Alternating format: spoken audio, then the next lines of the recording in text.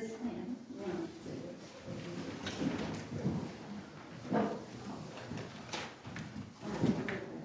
Would you please join me in the pledge?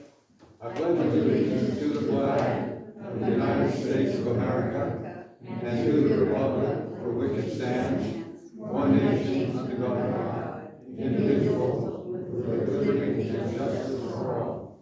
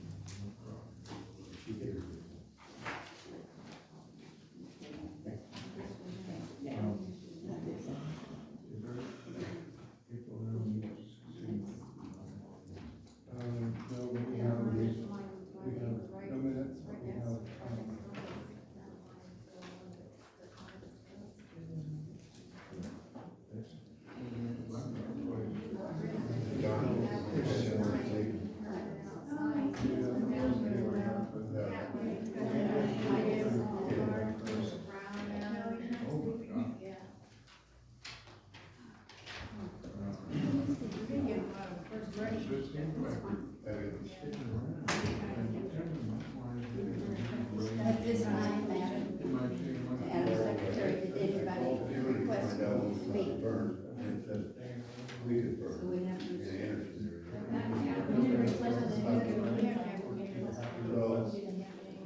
Yesterday when I listened to the news, You can tell Kristen. at all. Yeah, so I wonder if they We're changed supposed to it. notify the Not really. Yeah, so I got it. But I got it. If anybody wants to speak, this is an open time, this is the time to do it. Put my name down, please. Nobody. Okay. My name is Well, so far. Emily. Good evening. Emily Rankin, been volunteering in the office, and just wanted to let everybody in the community know at one of these meetings, we had several people that were upset about the little box that was clicked that said do not send a bill if it's a zero balance, and I have gone through all the accounts, and those are all unclicked now. And, I also unclicked the do not send a bill one, that is with the automatic payment customers, because that is automatically clicked for do not send a bill. So anybody that's on automatic payment, unless you request for the bill to be sent, you no longer get a bill. So therefore, you don't get the newsletter, you don't get the ordinances, you don't get any of the correspondence about rate increases, which might be why we have people saying they didn't know anything. So anyway, those are all unclicked now. Okay. So now people can get the newsletter, that everybody. Everybody, yes, Everybody gets a newsletter, okay, yes. good.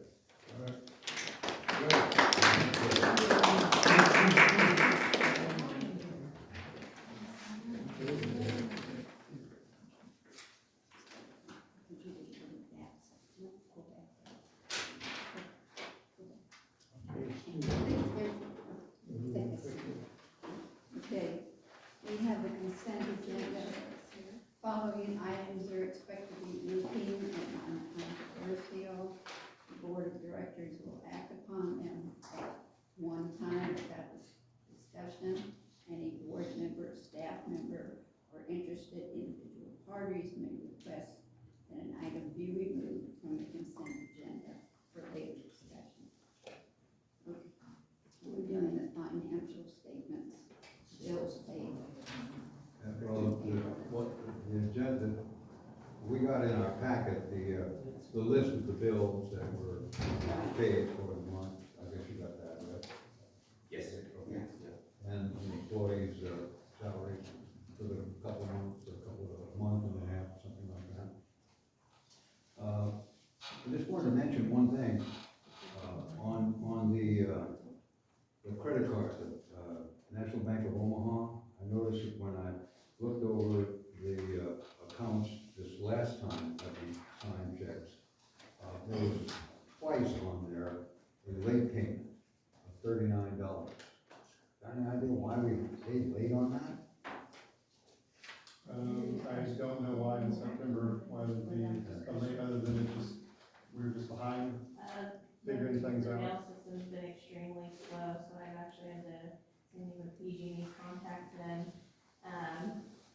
as them sending their bills too, we're not receiving them until they're just about due, so I had actually enrolled online, statements, and I can just go online, but yeah, the mail is horrendous. So how are we with that again? Are we gonna encounter another $39 late payment?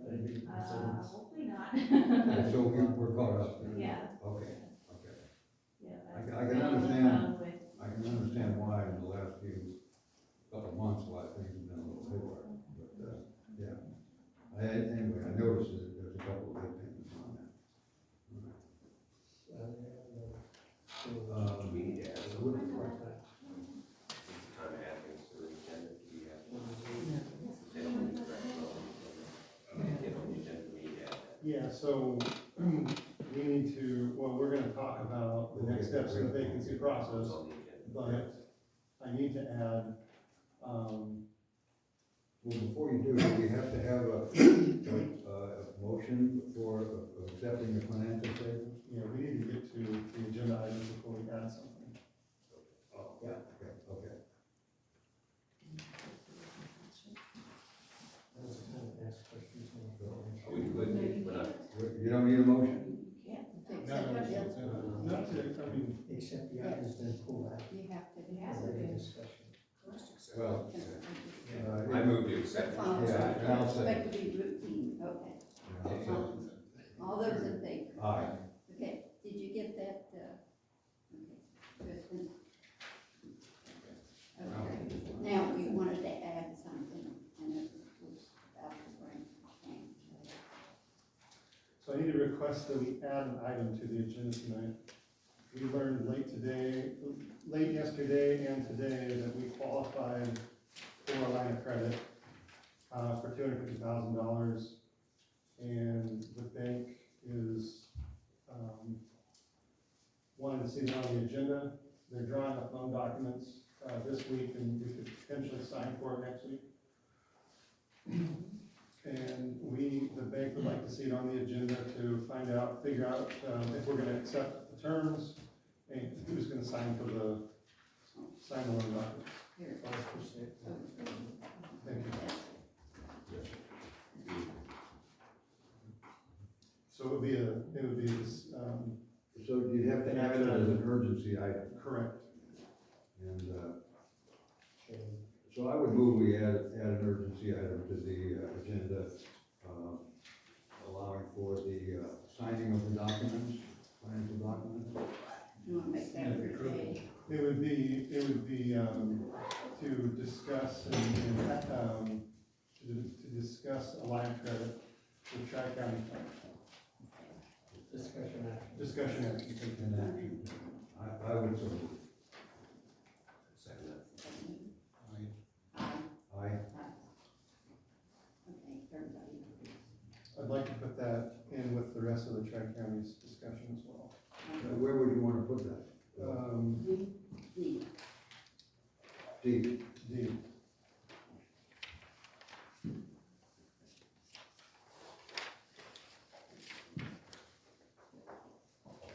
Okay. Discussion, next steps in the vacancy process. Discussion. Okay, I made this, the memo and the agenda Friday morning, and we checked, our email, Dropbox, everything, Thursday before we went home. Thursday at 5 o'clock technically was the deadline for, applying for the vacant director position. And, there was an application sent in, submitted on Thursday, but it was past the 5 o'clock deadline technically. So we do have an applicant, we do have somebody interested. The board could change this agenda item to talk to the applicant, that's Jim Davis. Or we can move forward with the vacancy process, but we are required to fill the vacancy in 60 days of learning of the director's resignation. And that puts us to no later than December 10th, which is basically in 2 weeks, I think. And So we've had to have a special meeting or move up the regular meeting. And we're not in favor of a special meeting. I'm curious, what would happen if you didn't get anybody at all? So, What do you do then? so then we have to notify the county that we could not fill it within 60 days. And the county, I'm not sure how the county does their advertising, but the county supervisors will appoint somebody. But if they don't have a list of people, it's a little unclear, but I can, Well, yeah, so if they don't have a list of people, I'm a little unclear how they advertise for that. I remember once a long time ago when I was a supervisor, we had to do that with one of the districts. And, it wasn't a very pleasant thing. It's a lot nicer to do it this way. Well, there has been in the past where only one applicant applied, and that was happened for 2 straight months, and the board extended for another month. Yeah, you could see that, but that's. Well, naturally, I don't. But not according to what he Not said. according to there. Which means they violated. From the way I understand it is if the board couldn't come to a decision on a list of people, then that goes to outside the 60 days, then that goes to the board of supervisors and they appoint somebody. But in this case, we don't have a list of people. Well, you But don't we're need still to- inside the 60 days, so if we don't do something tonight, then we need to either move up the regular meeting a week or have a special meeting. Okay, so the options that are open to us right now would be to, Except for that. do nothing and wait for other applicants if there are any, and then appoint somebody before the 10th at a special meeting. Or we could, do an urgency item on this meeting and, make this an action item instead of just a discussion item. And at which time we could, invite Mr. Davis to talk to us about his wanting to be on the board. And we could make a decision at that time as to whether we're going to appoint Mr. Davis or this is the other process. I'm in favor of moving to an action item. If you want to make that motion, I move that we, accept Jim Davis's application at 6:00 PM last Friday, outside of last Thursday, and move a potential appointment of Jim to the make it an action. vacant, yeah, to fill the vacancy as an action, discussion action. Well, I'll second that. could we hear You from want, you want discussion? Yes. I'm not sure.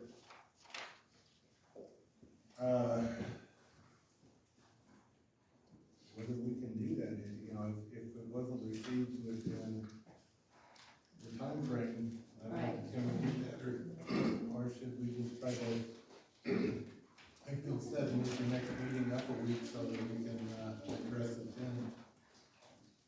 Notoriously, there isn't a Why do you December think meeting. We don't have the use of the authority to move it into an action. I mean, we have the Because- authority to appoint Well, someone. because, we said that the application had to be Yeah, in by yeah, a certain certain time, time. and it wasn't, and it wasn't. so, So, you know. everybody's asking us to do it according to CORE, so. Can I ask a question?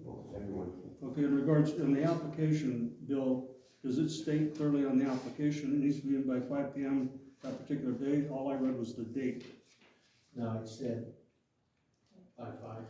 I don't know. By 5, How about if okay. we talk about it up here for a little bit, yeah. then we can open it up. So to answer Jim's question, it doesn't say it does not say it on the application, but on the advertisement it does. I didn't know about the advertisement, I got a word of mouth, and I called in, and they said as long as you have it in by the end of the day. So I emailed it, which was before the end of the day. Now, I'm okay with whatever direction you go, I just want you to know that I communicated with the office, received instructions, and followed through. Well, in my opinion, I don't think we're running any legal jeopardy circumstances. Well, that would be my And considering the willingness of the board to entertain, does anyone else like to submit their application as a potential director right now? Okay. Raise your hand. Well, then we've opened it up again for the public to meet, kind of a subjective timeline. Yeah. Subjectively put forward, we trolled for potential members and for a very long time, and fortunately, in my opinion, we had an interested member of the community to step forward.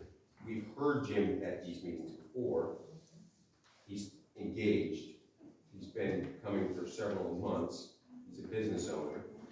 I don't think that he's going to be a liability for the district. Okay, well, I'm looking at the application and it does not have, it just says that it's due on the 11th. It doesn't have a time limit on it, so, yeah, so I'm gonna withdraw my objection because there's nothing in here that indicates it has to be in that 5:30. So That's good information. I'll go along with, we can proceed with it, I guess. So please correct that vote next time. Well, so we have a motion and a second to put it on the agenda. I guess, I have a question. At the last board meeting, when we brought this up, did we not state it was 5 o'clock? We gave the information out verbally. I think the justification with a clearly written application that says that day is adequate. And I don't think that the district is going to run into any equal jeopardy with this approach. I hope not. It's a requirement to fill it within 6 minutes. I hope not. However, All right. I would say this. Mr. Davis, and I have nothing against Mr. Davis at all, I think he's a good guy. Mr. Davis is gonna do this, he probably should have done it around 3 o'clock in the afternoon. Now, I mean, Is Mr. Davis present? Yes. let's talk about it. So let's, Yeah, and then we wouldn't have to go through all this I'll nonsense. take note let's of get that. a, Next time I apply. Yes. Usually we have someone that wants to be on the board. Could you come up and tell us? But we have to vote on first or not, whether we wanna put it on the agenda. No, okay, put it on the So agenda. you have to call for the question. I call for the question. we got a motion. I call for the question. That we will, No, I call for the question.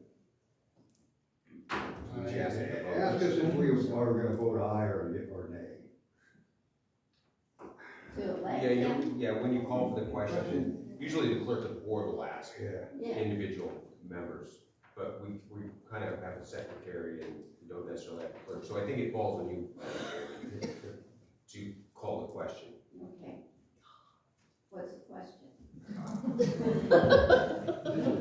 Just say all in favor. All those in favor? Aye.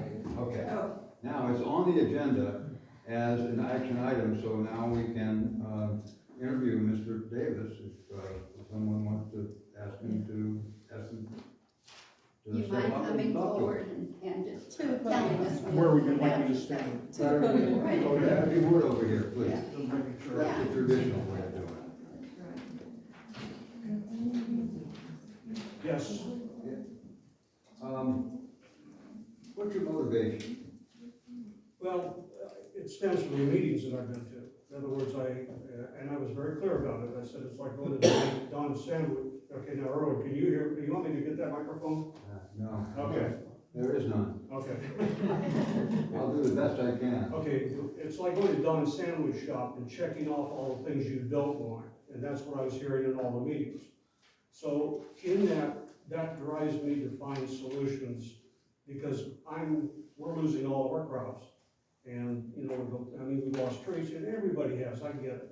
But when it comes into a place where you need some suggestions beyond what you guys navigate through, and there are other suggestions out there. One that I had to build was about getting an intern from the high school or the college to come on board if you're gonna change the meter reading to a more enhanced, simpler process. You don't need somebody extremely skilled. So those are the things I look at. I'm in construction too, so I know about equipment, I mean, underground, on and on and on. So I figured that I can at least bring something there, that when I see something, I can suggest how to correct it. And as a business owner, we're conservative. We don't just willy-nilly spend, we do the project tight, we watch over things in a manner that allows it to start and finish. That's my biggest thing about jobs, is I finish. And so in regards to a water district, I would think that I would be able to assist in some kind of information along the way to help. So that's my motivation. I have a question. Sure. If you come on board, would you be interested in helping with the agriculture? And in which, The committee, agriculture committee. I would. I thought that was null and void. I thought we were doing agriculture Well, we- anymore. What's that? No. None of these wanted to go with me on the agriculture, so I'm asking, would you be my partner on the agricultural committee? Sure, Okay. Are you a farmer? yes. Okay, great. See, you I'm not have to farming work- right now because I don't have water. But there's hope for the You and the future. rest of us. Okay. You and the whole North State. Okay. All right, you've convinced me. Okay. David, any questions from you? I work well with accountants. Yeah. I want to spend, nobody wants to save $4,000. Yeah, Better? yeah, that's Oh, you do it. No, I think that your willingness to engage in really challenging subjects with the district in very challenging circumstances, I applaud you for that. I'm surprised the previous potential directors no longer want to come forward. We had, I think, 5 applicants last time around, and then we blanked, and then you stepped forward, so I appreciate you doing that. Yeah. And I appreciate that you're from a business background and you're used to looking for solutions where they may not be obvious. And I think, you know, the way you've asked questions at meetings will engage similarly as a director, and I think that everyone will benefit from that, from Okay. your effort. Myself, I mean, I don't want to say how I'm gonna vote, but I'm glad that you, put forward your name. And then there's a statement. Certainly. Okay, I'm a bottom line guy, so I was on the Happy Valley Community Foundation. I look at things for what they are, what the truth about them is. And one of the things was, and I was thrown under the bus for it, but the Strawberry Festival was always held at the elementary school, and that was great. But as I listen and I hear what's coming up for bid, the solar, the gym, the bus, you know, I'm thinking, and then I watched CHP try to park, renting a piece of ground across the street. The first thing I did is I suggested, what about the high school? And at that point, they said, go after it. So I went after it and I got it. So I moved to a venue that the high school wants to be promoted as a campus, and that it gives us room to expand the Strawberry Festival. So that worked out great.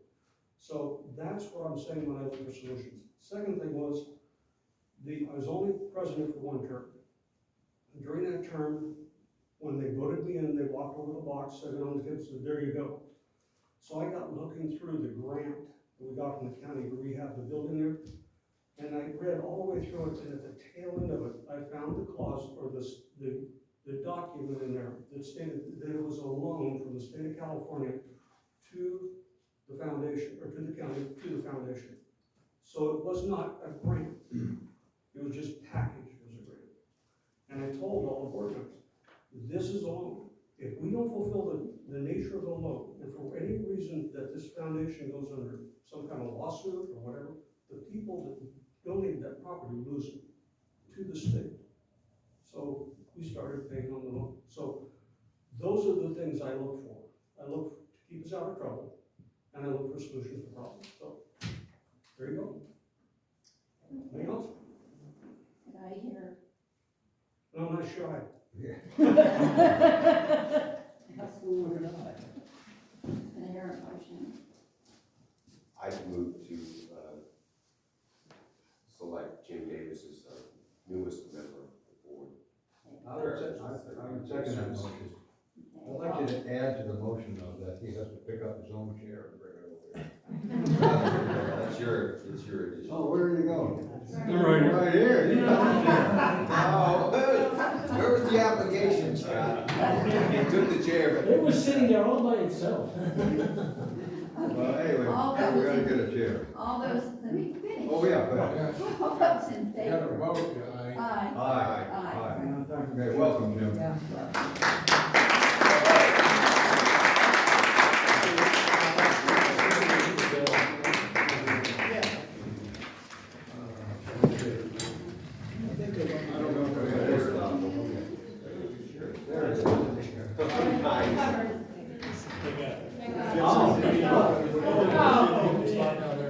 For the old guy. Go ahead, Bill. Welcome. Come out and get this one. It's all right. Musical chairs. He doesn't like that. Okay, welcome, Jim. You can't both say. Okay, we're down to the appointing new Okay, we officers. have 5 people on the board finally. Hopefully we'll stay this way.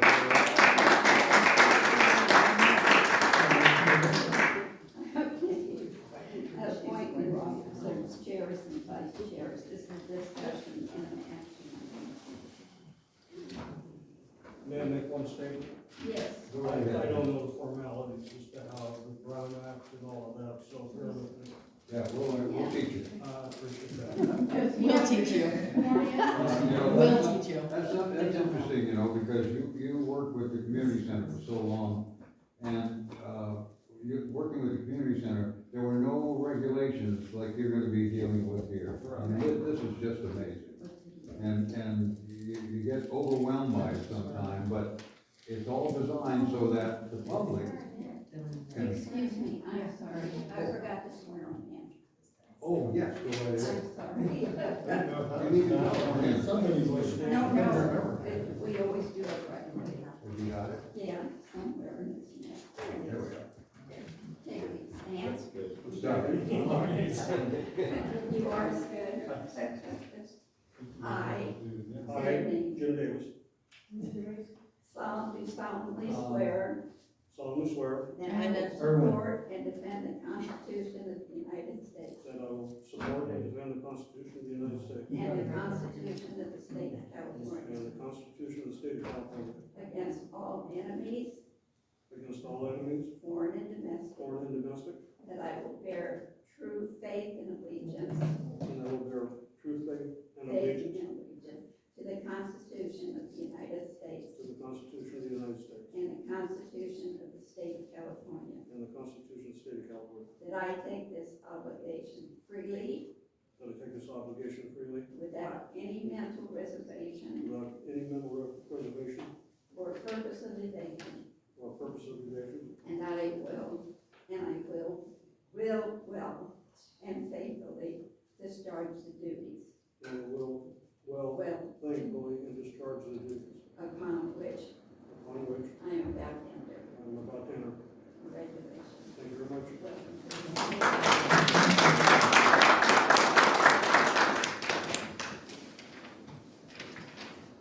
Okay, now we can go. Thank you, Bill. For some reason, I was thinking it was. Yeah, it's always very good. Okay, appointment of new officers, chair and vice chair. This is a discussion action.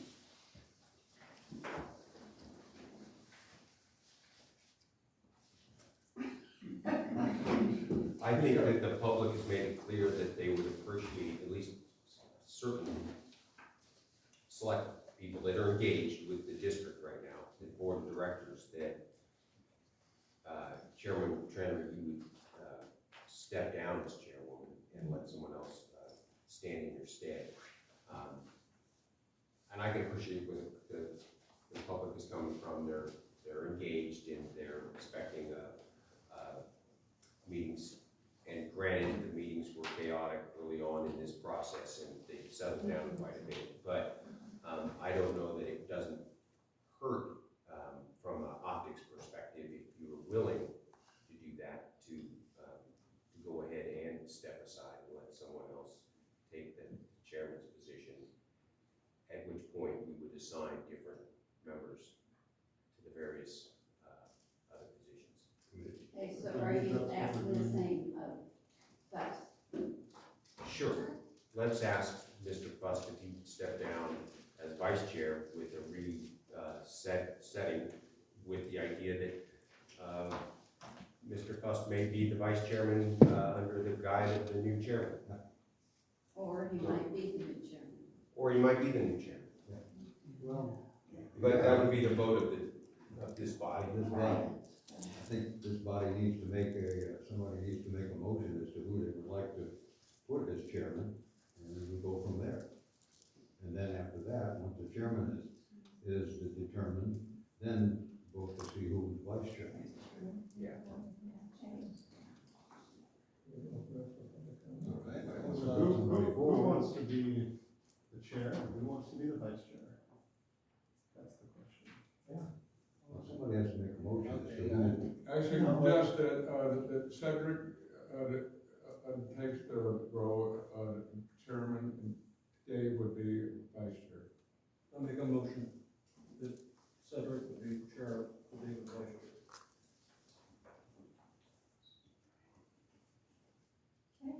You need a second. I'm willing to assume that position. I can't believe or second that. I don't think. Yes, you can. I can. I'd Sure. second that. Okay. Okay. Well, wait a minute. Before Seems you go on. odd to second your own See, motion. this is where meetings go off kilter, because people are standing up and talking, and they talk just because they talk. Wait a while until we do the vote, because that's what needs to be done right now. The vote needs to be taken, because we're in the midst of doing that. So before discussion, you take a vote first? We take, the motion has been made and seconded that Cedric would become the chairman and Dave would become the vice chairman. And so let us vote on that. You were wondering if there was public comment allowed or not during the, So prior to the motion. we discussed. Do you want public comment? Okay, the rules of order are, motion is made, the board discusses it, it's open to the floor, and only after that can it be Let's seconded. discuss it at the board level. Thank you. Okay. Oh, you're still discussing it at the board level? Yeah. Well, I'm willing to do the job. I probably may make some missteps. We don't have an executive officer or a legal counsel present to rein in a wayward chairperson. But I will do my best to execute the position and with the idea that, and what I've suggested previously at meetings is that board meetings stick to the board agenda strictly. We try to keep this as business-like as possible. We can get done in a timely fashion and leave the workshopping, while ideas can come forth in public discussion, they're limited in terms of our workshopping of ideas, and those important ideas that are raised go to get assigned to committees, steering committee, financial committee, personnel committee, agricultural committee, all those areas where you can have a smaller, more workshop-like meeting that doesn't take up, all the time on these important days that we meet and decide business in the district. I'd like to know how Dave feels about being the vice chair. I would be fine with that. I've Okay. been chairman before, and I've been parliamentarian for years on years and years, so I'm familiar with what needs to be done. Okay. Now, Well, I would ask that you make sure I stay on the straight and narrow, unless you would like to be the chairman. Okay. Good. And now it's time for the public. My only comment is that with the two new members being chair and vice chair, that maybe it might have been a good idea to keep one of you two as vice chair for all of the protocols and things that need to be necessary. However, Dave just said that he has had quite a bit of experience in that, so I'm fine.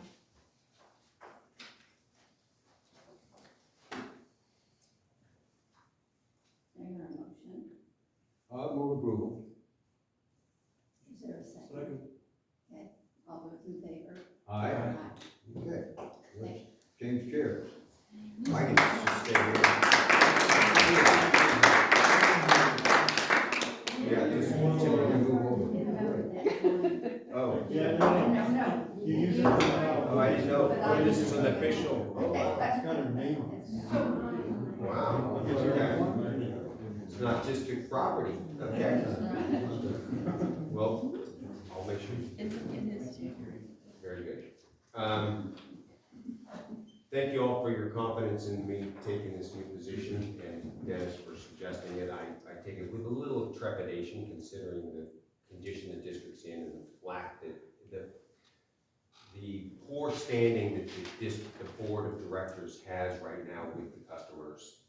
And hopefully we can work as a group collectively and turn this district, I think, forward and into a good, strong position going forward, so we can all have safe, reliable, as affordable water as we can going forward. So please stay engaged. I'm glad to see that we're going to continue to have night meetings, and the committee meetings will be at night, as far as I'm concerned, because I think that's the only way that the public can engage. So, Could I make a statement? yes, you may. I'd like to thank Early, who's always supported me as vice chairman, and I appreciate all the years you have done for this community. Thank you. Thank you.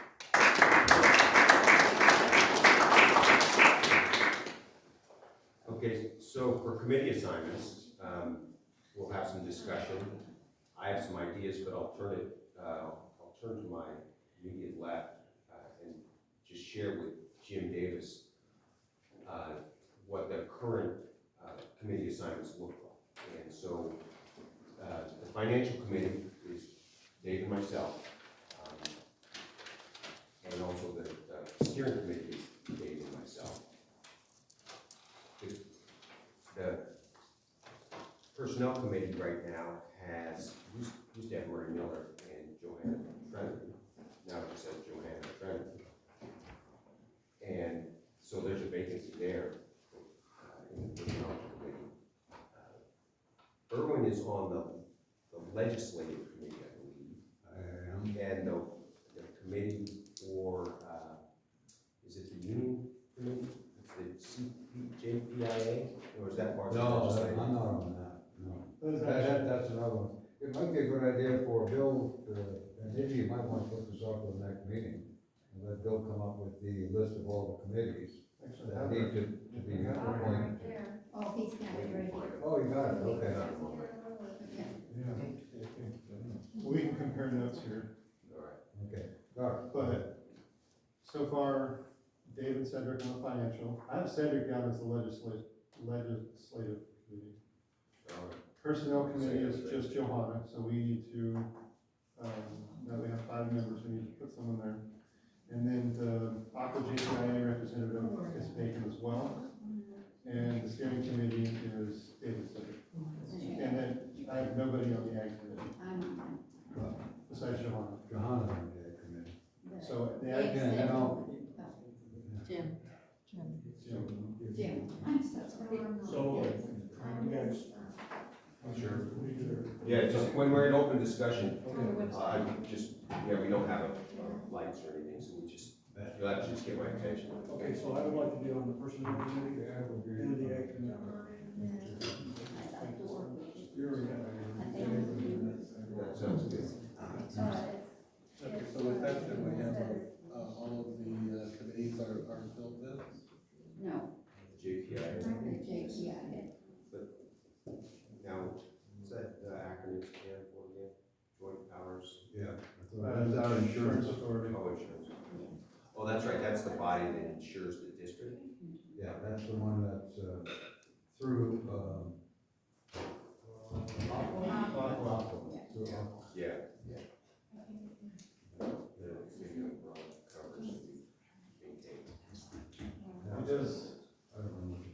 workers' comp, liability, auto, well, then this is one more, it's all of our insurance. And that's a committee. It's interesting. Right, because they do more than just insurance. They go to the meetings and get updates and. They lobby for different water work stuff. Aqua, if I may, Yeah. Aqua has a annual meeting somewhere in California. And Usually it it's used to- two meetings. What's that? There's usually two, Well, maybe two. Monterey and then So some. anyway, at both of the meetings of Aqua, just before that, the JPIA committee meets. And the JPIA committee is made up of someone from each one of the special districts that are part of Aqua. And they used to go down to wherever it was, either Sacramento or Monterey, and have the meetings there. Since COVID, they've done them virtually. And I hope that they're gonna continue to do that virtually. That'd be a good thing to do. I mean, it can be done, so there's no sense in sending somebody down to Monterey or whatever and spending all the money to go down there. So somebody from this board would then be a representative to the JPIA. Just they don't have a vote or anything like that, do they? They have a vote on what the JPIA does for the overall. So it's all the special districts, Yeah. so you have 200 voters and. I don't know, however many, that's a lot there are. It's quite a few. Yeah. But the JPIA, I guess, just like Aqua, elects a chairman and a board, and they carry on the activities of the actuarials, trying to get the best bang for the buck, as I understand it. And as a matter of fact, we've been pretty good about that lately, because we haven't had any accidents to speak of, and I think that's reflected in our amount of money that we pay to Aqua for the premium. Okay, so we need a volunteer, or I need to assign someone to the JPI committee. Right. Would anyone like to volunteer for the JPI committee? I'm not even sure, why is it a committee? It's not a committee, it's just. Okay. Okay, it's just a representative. Representative. Okay, so it's just a rep. A Okay, representative. that's what I was wondering. So, who amongst you wants to step forward for, how many hours does it generally take? Just maybe. I'm not sure, the only thing I don't really remember is the last person that did it, the last director would go down to the meeting for several days and a bunch of information, bring it back to the board, make a presentation. Yeah. That's the only thing I know. I can look Now into it. they do it virtually, so I guess it's a Yeah. couple of 3 days, everybody gets. During the week. Yeah, probably is. Yeah, it is. It's challenging. The guys with day jobs. 3 days in the middle of the week, really blow up this work schedule. It's pretty expensive too. Yeah, I wouldn't want to travel myself. If I was that representative, I would hope that. And they usually take their spouse. Well, I thought Erwin said that they're virtual meetings now, which means that. They are now. Sit in front of your Who knows computer. how long they will be. Yeah. But I think they found out since they've had virtual meetings that it's cheaper to do it that way, and it's more available to people to do it, that you don't have to travel. Because some people didn't like to travel, some people are in agencies or districts that don't have the budget to travel, so we certainly don't have the budget. Yeah. So I have a question, and I'm playing catch up here. So what is the benefit of going or watching or being part of the summit? To have a seat at the table, let's put it that way. And this is. But you could, this district could choose not to send somebody. Simple as that. And then, we're still part of the insurance. Whatever decisions they make relative to our insurance will affect us. Okay, so in the past, if someone was sent down there, the district manager or whatever, and came back and presented it, did it benefit or over the years? Have we seen benefit that you can recognize as a result of them going to this meeting? Or is it just, we're all, in other words, If you're asking me that, I'm gonna say, no, I don't see any benefit. well, that's what I'm saying, once they go, hey, we have a district representation at 200, you've already got people that are more than likely conscientious about trying not to spend a lot of money on insurance premium. So I would say that we don't need to do that. That's been my argument all along, but we don't need to do it. So, We don't need to send somebody to Aqua either, and we don't now. Because we don't have much of a voice down there.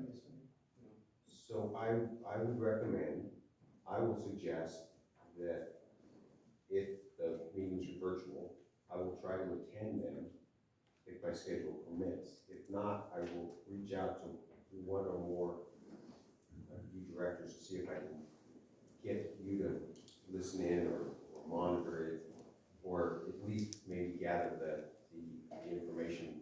Would you be gathering information for that meeting, Bill, or is it just sort of? I mean, yeah, if it's virtual and it's something, and I'm freed up, I can Okay, attend the meeting. okay, so we'll leave it with kind of an open assignment, to be determined. But we will need to be notified a couple weeks in advance, or once that meeting's set, so that we can start to adjust our calendars and narrow down who amongst us can monitor and collect that information and see if there's something about it. Well, plus if we all know what the meeting times are, we could all, at random, pick things up along the way, so that would be helpful. Yeah, Yeah, I could attend that virtually, it's just, I don't know how you can spend 3 days talking about insurance. Or stay awake while someone's talking about insurance, but I can give it a try. don't get off the reels, gamble. Go home, I have to go down there. I think Mark Engel was one of them, and I remember when he did the report here at the board meeting, Yes, Mark was the and it last was in one. Santa Barbara.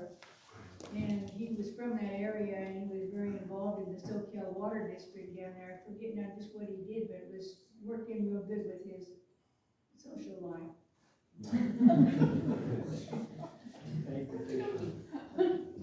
So, Sorry. just, could you go off, could you reiterate, Bill, the committee's members as you see them on the sheet now? I think we have them on the website now. So that they'll be the same except Just so everyone can JPIA. follow along. Are you gonna put them on the website? They're They're on the on the website. website, All right. so they be updated. Okay, but just quickly, Okay, executive, Erwin and Johanna, financial, Dave and Cedric. That needs to be changed. Okay, back into the executive committee, that needs to be changed, Right, because it needs to be the chair and the vice chair. right. So the executive committee would be Cedric and Dave. And they, what's the convention that requires that to be the case? I have no idea. Or is that just a practice that's been brought forward? Because I would move that we leave the executive committee with Erwin and Johanna still in that position. Because I'm not sure I'm not sure what's the objective of the executive committee? I didn't bring that with me, so I just have a list of who's doing what. I think if you look at the objective of the executive committee, it tends to be that the chair and vice chair would be the executive committee. yeah, We have to look and see. it's always been that way. It's always been, there's a definition It's of the executive. basically, you getting rid of the bill and putting together the agenda, bringing up suggestions that need to be done. Yeah. Yeah. Looking back at previous administrations, will be explained that chair and vice chair are Might be the least time consuming out of all of them, I don't know. Yeah, okay. That depends on how much you're interested in. Yeah, and how much, What's going on. what kind of business comes before it. And the executive committee, What I'm were saying, some so, of the actions that you did in the last couple of years in that position? the executive committee can determine, after discussions with the general manager, initiatives to put forward for the district to do. And then those initiatives would then be brought to the board, and the board would then discuss them and make decisions on whether or not to go forward with it. Yeah. And, So- you know, in the recent past, the executive committee has not met because we've been working on putting the rate increase together. But now, once this organization's on a sound financial footing, there can be initiatives brought forth to determine where we go in the future. Yeah. For instance, I thought that was the steering committee. Well, it's the executive committee that really makes that determination with the board to bring it, with Bill, the manager, to bring it to the board. Okay. The steering committee, let's say an initiative comes through the executive committee to do something. Let's say, for one of a better, suggestion, let's say that the executive committee has determined that they're going to move forward with, putting in solar for the district in the future. That is a major thing that they would like to do. Then the committee would bring that suggestion to the board. The board would discuss it and determine whether or not that's a viable thing to do. Yeah. And if it is a viable thing to do, the board can determine that maybe it's a good idea to go out to some of the solar providers and take a look at what there is available, and that's what the steering committee can do, and bring it back to the board. Yeah. I don't really recall the executive committee quite in that capacity. But what I'd like to do is let's table the who's on the executive committee, since there's a certain desire to see the chairman and the vice chair in that position. We can review what the purpose of the executive committee is and the others, and see if it truly needs to be the vice chair or chair. And then we'll just, we'll make it an agenda item next meeting. Sure. Okay, 'cause I don't see any Bill action. give us the definitions of all the committees. Yeah, that'll be part of the board package, so Yeah. I'll look at it. Now, when, they brought that up before, I had some objections to that, in that, when it said the financial, well, first of all, it says subcommittee instead of standing committee. But then also, under the financial committee, it doesn't list all of the activities that are required under the, ordinance. And, also it assigns, one of the activities from the finance committee to the standing committee. So we need to fix, that needs to be fixed also, I asked about that, and it kind of got dropped somewhere. I may make a suggestion, Mr. Chairman. Dave could work with Bill between now and next month to refine the wording of that financial committee, and that could then be brought to the board, and the board could make a decision on that. Yeah, and alternatively, depending on the public's appetite for engaging on this subject, we could have the executive committee work on the issues that you're suggesting are incorrect in terms of the assignments for the specific committees, whether there's redundancy, whether there's a kind of circular references in that, and then move to do that, figure out a new structure potentially for those committees and their assignments, and then bring that to the board. And that way we can workshop that with the public's input at an executive committee meeting, and Bring a finished product. bring a finished product. Yeah. All right, so did you get all that, Bill? Yeah, so we're gonna have the committee to figure out the committees. The executive committee, and actually those particular items, Well said. and those particular items, well, the assignment would come from the board to the committee. Yes, right.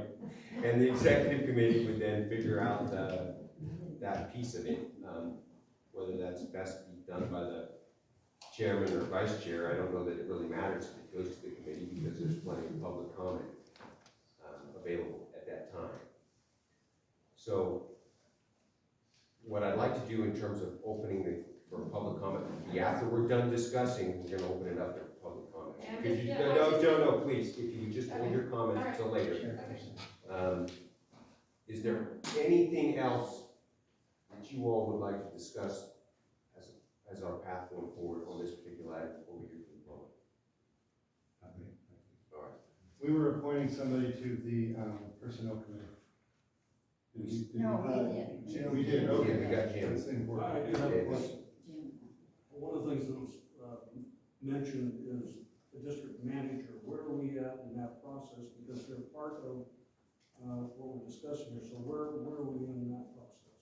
You mean as far as the selection? Yeah, selection. That's not on the agenda right now. We could just hold that discussion for another time. Sure. I'd prefer that. Any other discussion on this item? Well, Mr. Chairman, if I may, I think Jim has a legitimate question and Bill will answer it. We don't have to take action on it. I don't think it has anything to do with the committee assignments, and that's the item that we're on. Okay. We're still on the committee Okay, well assignments. then he can ask it at a later time. Yeah, Okay. and it, Because I've got questions I want to ask at a later It was time. referenced in gathering of information. That was the first reference, was the district manager, then it went to the committees. So I thought that it would begin there. That was the first statement. I'm sorry to be kind of intractable on this, but That's the right. agenda item It's says over anyway, committee so- assignment, discussion, action. And I'm not sure that actually discussing the status of our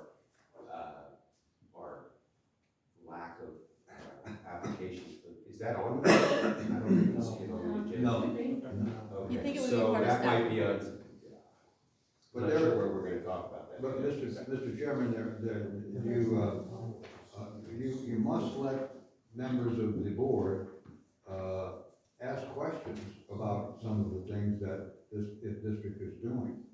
Certainly. And that is a legitimate question. that- Understood, And understood, there and could it's be a not. time on the agenda And to just do to that. be completely clear, for the purposes of an open Brown Act compliant meeting, it needs to be on the agenda, so people interested in that item can show up at the meeting, hear what we talk about in open session, comment on it, etc. Then I was- So I would just suggest that the search for another, another manager to fill the position is ongoing. Okay. It's ongoing, and if it's your druthers, since we're having this discussion, and I want to hear from that, we should put it on the agenda for next meeting. Wouldn't that be part of staff report? We're not having. No, I'm just asking a question. Wouldn't that be part of the staff report? We're not having a workshop today at this meeting. Showing you your. We're gonna have a meeting that follows the agenda. We're gonna have, you can bring that up, ma'am, at the open comment period. I forget your name, sorry, I don't want to sound dismissive. But, so anyways, moving on. No more discussion up here about committee assignments? Okay. Members of the public, would you please come forward and talk on the committee assignment item? How's your time? Okay, this is be on just the an staff FYI report. for you guys, that this document is on your website. It is called, General Administrative Policies for Clear Creek Community Service District. The last time it was reviewed was January 2016. I'm suggesting maybe the whole document needs to be reviewed. And it talks about the standing committees. The only information that it gives for the descriptions of those standing committees is for the financial committee. And none of the other committee descriptions are in the document. Might want to update that. Okay, thank you. Yes. Any other comments? Real, simple. I would probably suggest that the steering committee and the executive committee just be combined. The which committee? Steering. steering Oh, steering, yeah. and executive just be combined. At least that's what my telephone told me. That they do the same thing. Okay.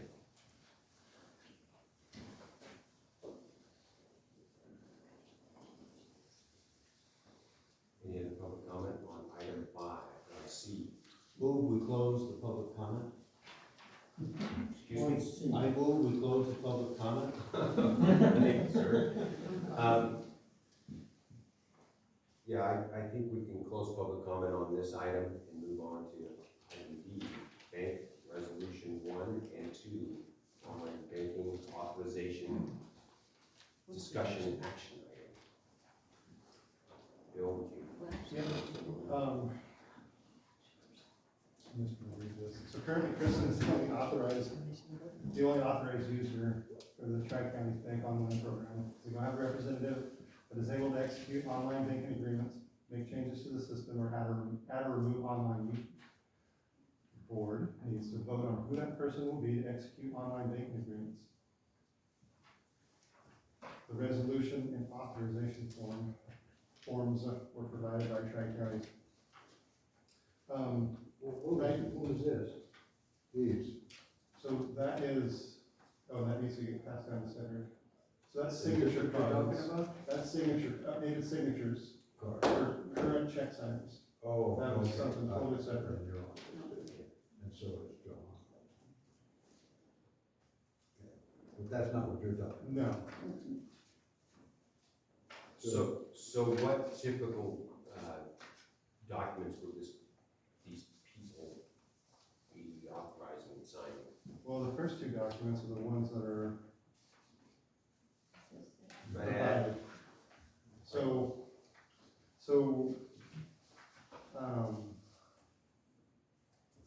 being able to contact the bank, and changing online users, changing to see what the interface, the Trico software, what we can see, allowing Kristen to be, to make changes to the, whatever account she can't make changes to, that she needs to make changes to. I forgot which one that is.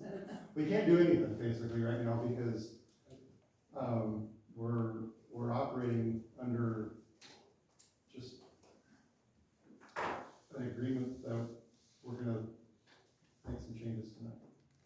We're gonna assign some. What is your suggestion? We just need to appoint that person or persons. It could be Dave, it could be, the previous person was the general manager.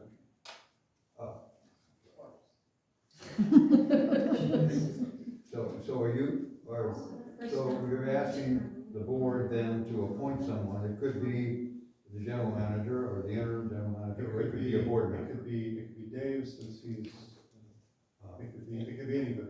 Okay, I think Dave's a good guy. This is, you're authorizing someone to authorize someone else, is that what we're talking about? So, or just, authorize the person who's working in the bank to have those functions. I mean, I'm just asking the question, you know, if all we're going to do is, give her authority to look at some reports that she can't see right now, then I'm not sure who else needs to be involved. I mean, I could certainly. So does this line up with a board member, the general manager, or the board member has to sign the authorization to authorize her to be able to?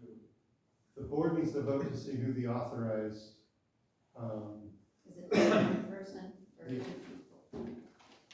to whoever the authorized, person to make changes to the, online program. Online banking authorization is what this is called. Then I would submit that it is either you or Kristen. I second that. I'll give you, for instance, I called her about something, and she says, Johanna, I can't get into the Right. bank to explain. And I says, okay, well, she finally got in, but if she.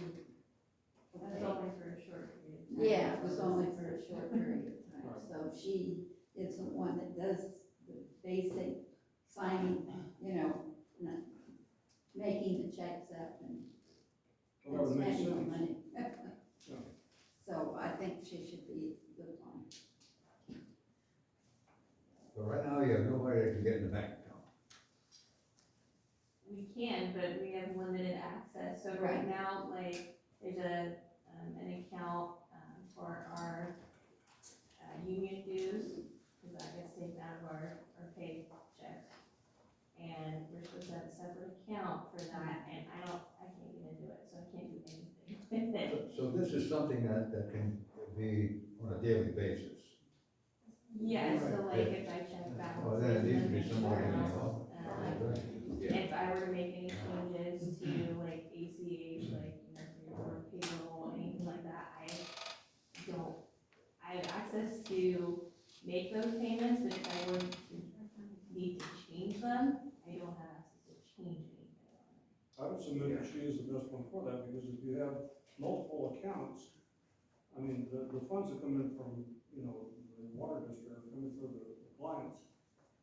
Usually, pardon me, I don't know, anyway, that those funds come in and get dispersed into different accounts for different,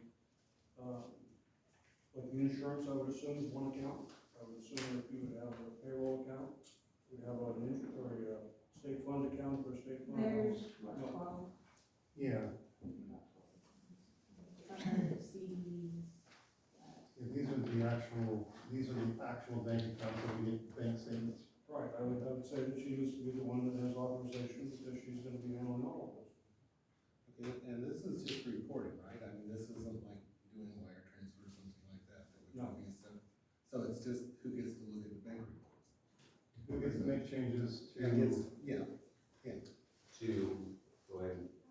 So to changes, I'm not exactly clear. I don't think it's just reading reports. I think it's making changes to who gets paid electronically and getting that information, putting it in the sense, I guess, if you're calling that reporting. So, And along with that, you would be changing vendors, if you will, in other words, you would not? No. Okay, so I don't fully understand what, it's Wanna just try? to review everything? it would be like, it would allow me access to, if I needed to make like a ACH batch template even.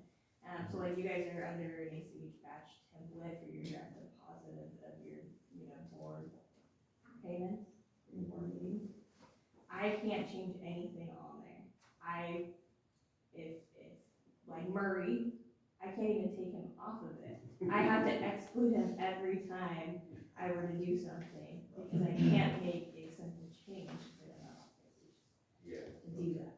So that would be for, we have those batch templates for tax payments, stuff like that, I can't change it. Well, that would make If I sense, needed because to. the more things that you're left, that you can't do, it takes more time.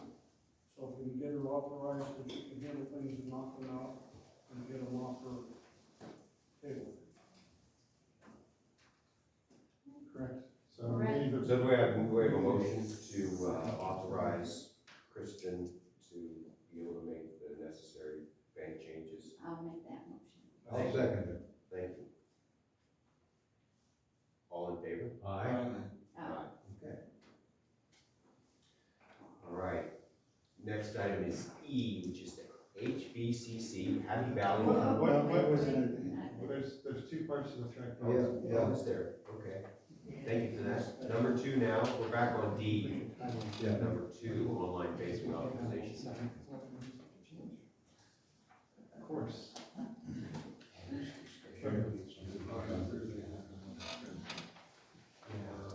There's also the language Hold on. under the, Covered my. with Is that that, number 2? estimate, Bill, probably there's emergencies and discuss it later. So that's probably too long. So Tri-County's notified us that we qualified for a line of credit, and it's a 5-year open line of credit, $250,000, interest-only payments, not the best terms, interest-wise, so 5.25%. This would be used as emergency, for an emergency only. We had an appraisal done on the facility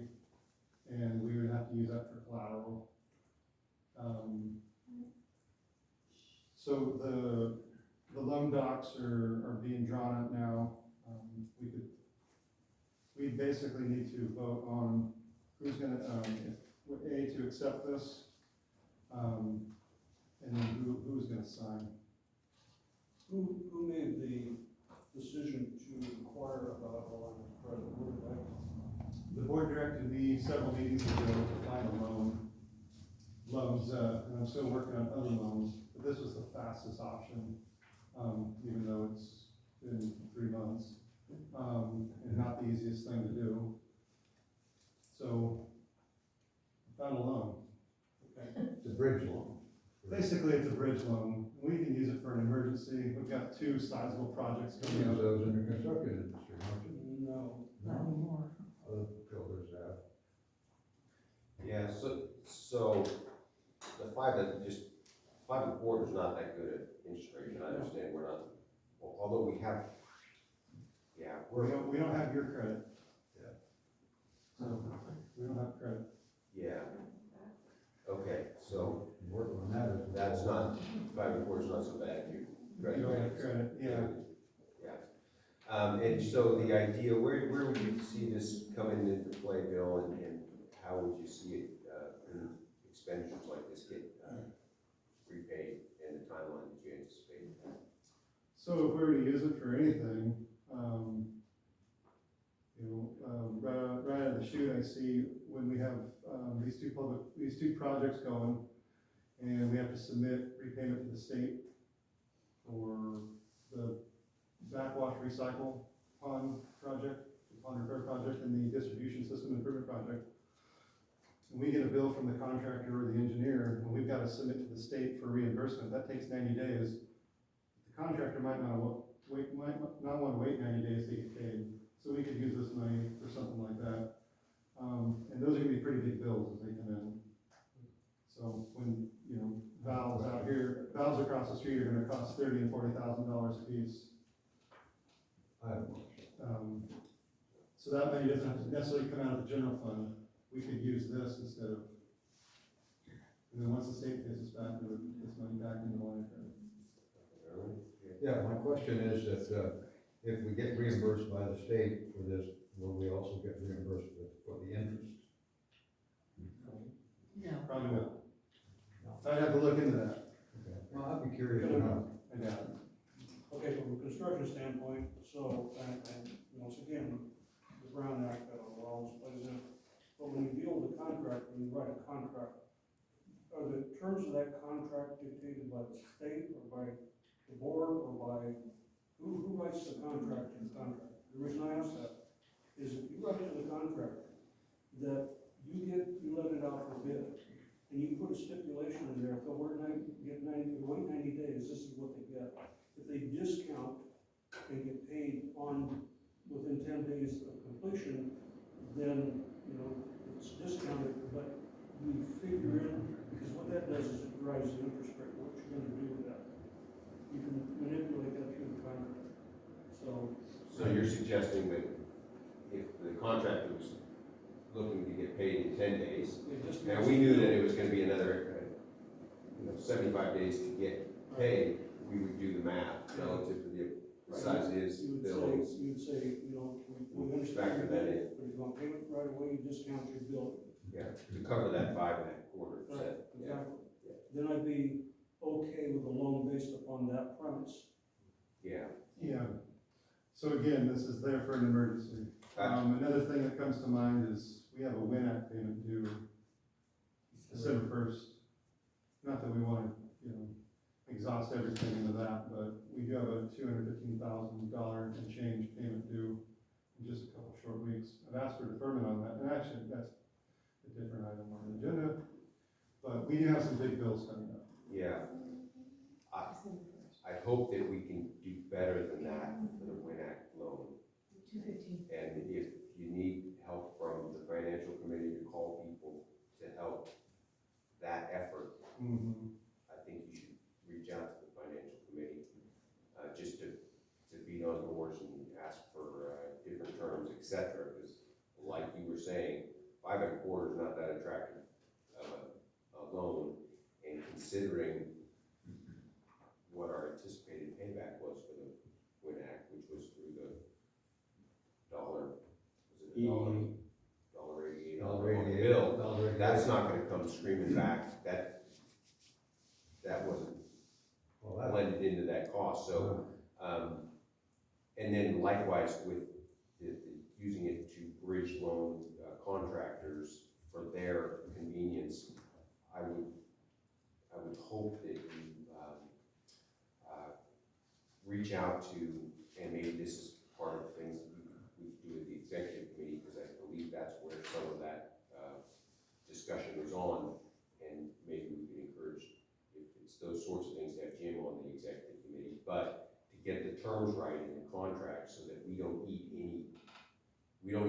as little interest as we have to make, to attract the kind of contractors that we want to do the work, et cetera. But I would not want to use that money, that loan loosely, freely, because it's such terrible terms. I mean, Sure. 5.25 is nothing, it's not a very good, No, we're getting a bad deal on that. But in an emergency, that's what it's there So for. what are the service charges to have this loan in place, should we not use it? $250 annual fee. Annual, okay, That's cheap. that's reasonable.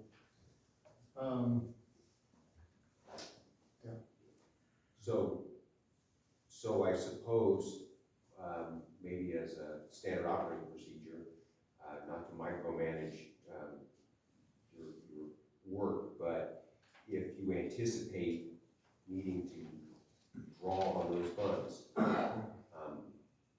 the board should be aware of that well before, hopefully 60 days out, if we could, before we're signing contracts, so we can help you do things, so we don't end up all balled up crosswise, and because money's so sensitive around here right now, right? And I don't know how big a problem that would be, Bill, but if we can get notice 60 days out, now we could have an executive committee or meeting or financial committee meeting and get, some heads together on how to skin the cat. And it may sound like micromanagement, but at this point, I think we need to make sure that we're really careful with the steps we make. And quite frankly, I mean, if I was gonna speak completely freely, if I was in your position, I would be wanting to wrap in everybody in those decisions, just for your own, your life will be easier. Yeah, if you did that. yeah, I don't plan on spending this money unless it's basically an emergency or the board knows about it, so. Yeah, Yeah, I mean, if it's $250 annual fee to have a cushion, that seems very reasonable, particularly since we have absolutely no money at this point in time, and we've got huge payments in the running water and all this other stuff. Depending on the timing when we get in tax money or whatever, obviously, we can't default on city of Reading water. yeah. No. That's 2 months away. Everything's gonna pass the hat, it's not a Yeah. bad idea to have a backup. Yeah, I like the idea of a background, don't get me wrong, I'm just pretending I'm sitting out as a customer that's not able to really voice maybe some concerns, so I'm speaking as much as a concerned customer as I am. Well, I make a motion that we accept the terms of the, You wanna hear from the, I'm sorry. wanna hear from the public first? I'm sorry. That's, you're on a roll. Would the public like to discuss this matter? Public comments open. Bill just said that the Win Act is coming due December 1st for $215,000, so if he can't pay it, doesn't he need the money? Doesn't he need that loan? He can't give you 60 days. 2 weeks. 23 days. Do it 2 weeks. Any other public comment on this item? Yeah, it seemed like it was just yesterday, but it was a year ago, you guys were discussing the Win Act then and nothing was done. Can you come up and, I can't hear you. My knee's not working good like tonight. I used to do accounts receivable, and I know how to call for collections and I know we have a pretty broad outstanding bills, or outstanding customer accounts. Do you need somebody to call, because I know Kristen doesn't have time. You know, if you need somebody to sit on the phone, start calling these people, I'll do it. Okay, thank you for that. We do have a volunteer, what's our mechanism for She has signed volunteers, up. et cetera? Here's the form. Oh, You already Yeah, signed. you've already it. signed Give your it. I name, did. Yes. provide your name, please. Bill, this is Sandy. Yep. She already has, Yeah. she's already signed. Oh, So, I haven't. Sally. I mean, Sally. Sally, Sally. Sally? Sally. Okay. thank you, Sally. Thank you, Sally. Nice try. Any other public comment? Nice try. Hearing none, bring it back to the board for, action. We had a motion, and we had a second. I will second. All right. All in favor? Aye. Can you fully make your motion, because you kind of got cut off? I make a motion to accept the terms of the Tri-County interim loan. We needed to add in that motion who the, or have a second motion, who the signers were gonna be, and it could just be the check signers. Which board members- I'm which okay with just directors- this, I'm okay with just the signers, Yeah, the check signers being the signers, unless someone else wants to get in on that, all right? And you too. I'm a check signer, yeah, Yes. Who's, once I sign. I'm sorry, who seconded the motion? I did. All right. Item E, the Happy Valley Community Committee report on time card review. This is a discussion item.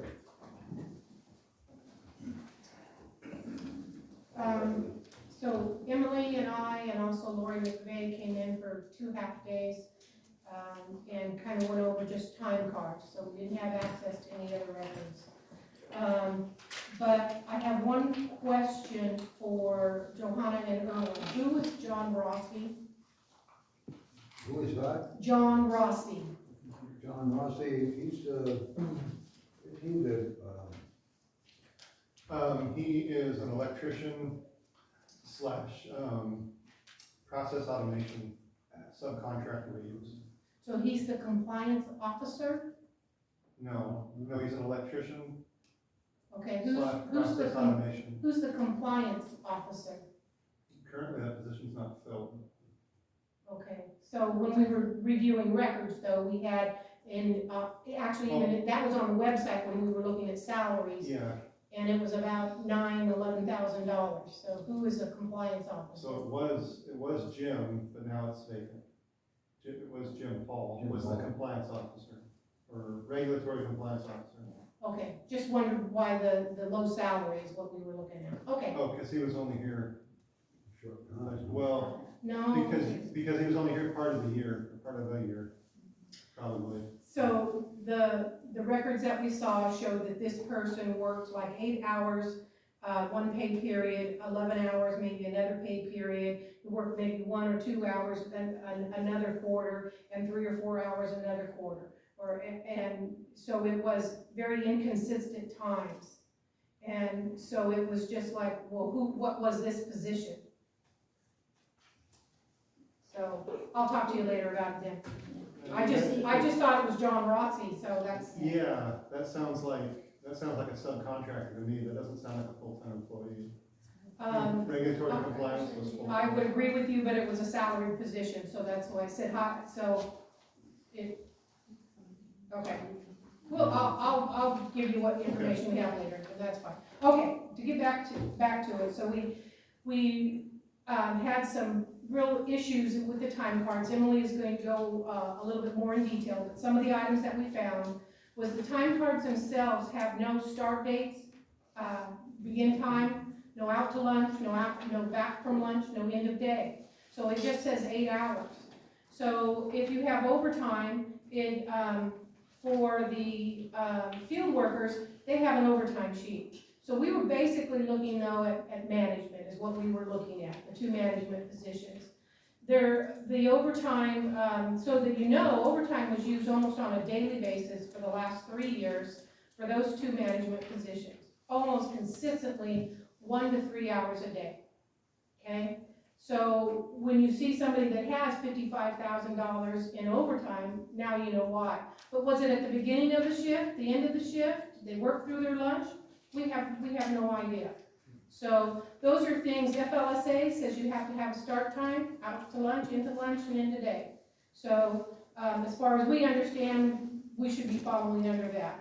So the manual checks and balances with these time cards were inadequate. I don't know what they have currently. I don't know if it falls in with the, are your time cards all manual still, right? They're just a manual form, or is it something online, Bill? As far as inputting the hours, Yeah, there's still a time frame. okay, so it's still just manual. So, the other thing was the donated leave policy. So if any, in the last 20 years, that was a new program that was catastrophic leave, or the county called it, so the state calls it catastrophic leave, the county, I think, just calls it donated leave. So that's where, if you have leave on the books, you can actually donate it to a fellow employee that is hurting. But there are some strict requirements for that. And the district had none. There is no policy, there is no program. The state allowed CTO time and vacation time. The county only allows vacation time. Federal, it was only vacation time. And unfortunately, the district was allowing sick leave time to be donated. So that's just an absolute no-no. There's no policy, there was no form to fill out. People were just willy-nilly just transferring time to employees, other employees. The other thing is that you have to show that you're completely out of annual leave or sick leave or whatever time you had. People were actually transferring hours to other people that already had time on their books. That's a no-no. So that's something that should have been incorporated in the MOU and established a very strict policy on how that was supposed to be handled. So that's something that needs to look at. As far as any kind of the accountability, and Emily will go over that, there just wasn't really any oversight at all. So the management overtime, again, no oversight. Just, you know, how can you have daily overtime? So you think, well, maybe they lost a supervisor or they lost this. Well, these were in years where you had those employees. You had a full crew. So there was no need to be using 1 to 3 hours of overtime every day. So every time you go in and you kind of look at stuff, and I look back over the paperwork, I looked at one management employee that received 5 raises in 1 year. 5 raises. What year was that? 2018. Wow. Okay? So in that year, we hired a new employee in March. And I just happened to think about this going, well, wait a minute, why is this coming up? Because we were solely focused on the 2 management positions, because that's where we felt the waste was, and obviously that is where the waste was. This employee started in March of 2018. She also, as a probationary employee, Article 8 talks about your probationary period being 1 year, and wages and classifications also talk about your steps, what steps you are, and I believe there's only 3 in the MOU, the steps for raises. But it says it looks at it on an annual basis. This person who started in March of 2018, within 9 months, received 5 raises. Oh my God. Okay? This person also, by the end of December of 2018, was making as much as the office person that had worked 30 years in this office, making the same salary as that person did for 30 years. So, you know, we knew that there were wastes and we knew things were bad, and it's just an eye-opener when you start. And we can't verify anything to payroll. We can't verify if some of the stuff that Emily's going to tell you, you guys need to go and look at their personnel files. You need to go in and look at the payroll, because those are things that we can't cross-reference. So, that you need to look at. Can I ask you a question? Sure. On the person that got the 5 raises in the 1 year, were any of them tied to getting new no, so, so in 2018, you had Roxana, which I thought was your accountant, but I don't know if she was or she wasn't, but I thought she was doing a lot of accounting work. You had Carrie, you had Shaw, which I thought was doing some accounting stuff too. She was in one. Okay, and you hired, Christie in March of 2018. So if she was your official accountant, then why didn't she get the accountant wage? So I don't understand why she got, then if she got started low, because there is something in the MOU that says, well, if you cross over, and you can start, you know, the wages can be changed a little bit, and, or increased if they get, but she was a probationary employee, so within 2 months of even being there, she was already getting, you know, a substantial raise. So, and that's a probationary employee, that's just basically unheard of. So, I'm gonna turn it over to, Emily, and she's gonna go in more into specifics, but, you know, we knew things were wrong, guys. I have a question before you leave. Sure. So, in 2018, under whose leadership? Because somebody is overseeing the accountant, the raises, all of that work. Well, if you take a look at your MOU and you take a look at some of your directives, it's the general manager, okay?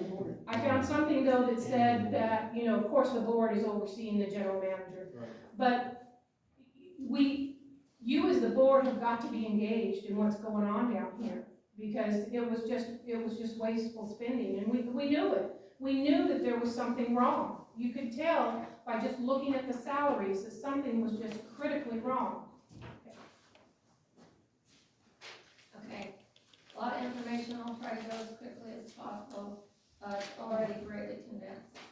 The following observations were made after a look at the 2019 time cards. Further analysis and conclusions could not be reached because payroll reports, check stubs, and personnel files were not provided for cross-reference.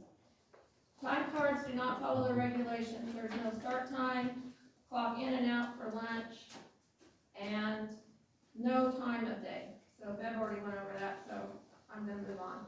There were 14 time cards with no employee signatures. There were 21 time cards with no approved signatures. There were 88 overtime cards with no approved signatures. Interesting point, the overtime cards do have a clock in and out column. Skip and Carrie have no additional overtime cards, as do all other employees. All the other employees have an overtime card. The management, Skip and Carrie, did not. Rick Carcerina did not use the overtime card. However, he always made notations on the back of his time card for the dates and the items that caused him to accrue overtime. Some of the time cards didn't have no period end dates. There was handwritten in pencil recap sheet for 12/28/18 through 5/2/19. There was a blank recap sheet for the rest of the year. I do not understand why we were having a manual recap sheet. I don't understand that. I don't know if there was problems with the software or whatever. The recap sheet for Skip Bourne shows that he was hired August 12th, 1990, and in 2019 was making $58.40 an hour, approximately $121.472 annual without overtime. Skip averaged on that overtime through May of that year, 55% of his base salary. So 55% of the $121,472 he had in overtime in that year, What year is that? 2019. The recap sheet for Carrie Brown shows that she was hired on July 16, 2012, and in 2019 was making $34.06 an hour, approximately $70,844 annually. Carrie also consistently turned in overtime. There were no approvals for most of Carrie's time cards. What's the recap sheet again? Emily? There's a lot of stuff done manually. So they had a manual spreadsheet where they did an employee and they did each pay period. Was it written in ink or? No, It was a spreadsheet that you could manipulate it yes. whenever you wanted, beginning of the month. Yeah, I do believe that it was in pencil. I can't, I don't remember. And you're that. referring to that as the recap sheet, Yes, not the cards, so where you Yes. consolidated on it. right, exactly. And then, so, and it had, you know, their overtime was listed on there separately. Okay, there were lots of notations on the time cards that were not in the employee's handwriting, that were not initialed by the employee, or an authorized signature. There are quite a few notations where CTO, vacation time, sick leave, and holiday time was given from one employee to another. There is nothing in the MOU handbook referring to the rules of this. There was nothing signed or attached to the time card requesting that these gifts of time were requested by the employee donating them. And without cross-reference material, there was no way to determine if this time was being subtracted from the donor's accumulative totals and if the person that had donated it had actually received it. There was no way for me to verify that. In section 10.5 in the personnel manual, it states that CTO is for actual hours worked, not those hours times 1.5 or 2, but section 10.4 contradicts this. So this discrepancy should be looked at and fixed. In the employee MOU is a list of holidays. They moved when staff took their holidays to make 3-day weekends, such as July 4th fell on a Thursday and everyone worked July 5th, or took July 5th off instead and they worked the 4th. Beverly saw this in other years also. It does not state that this is allowed in the MOU, and if this practice is okay for the district and or union, the MOU should have guidelines stating when and how these changes are to be made. It is my observation that the MOU should be reviewed and some areas that are written and conflicting information be corrected. The coverage page shows the dates of revisions and amendments, however, the changes are not noted by date. Ordinance 20-05 states that the amendments effective January 20th, 2016 are underlined in the document. However, there are amendments prior and after that date, and nothing designated what those changes were. Normal practice is to state what changes are made for each amendment date. There are various different ways to do that. There are quite a few notations regarding snow days on the time cards. How many an employee had or had left, and there is nothing in the MOU regarding snow days. When I asked an employee, they believed that if an employee couldn't make it to work that day, they got paid a snow day. There is no notation on the time cards when these snow days were earned.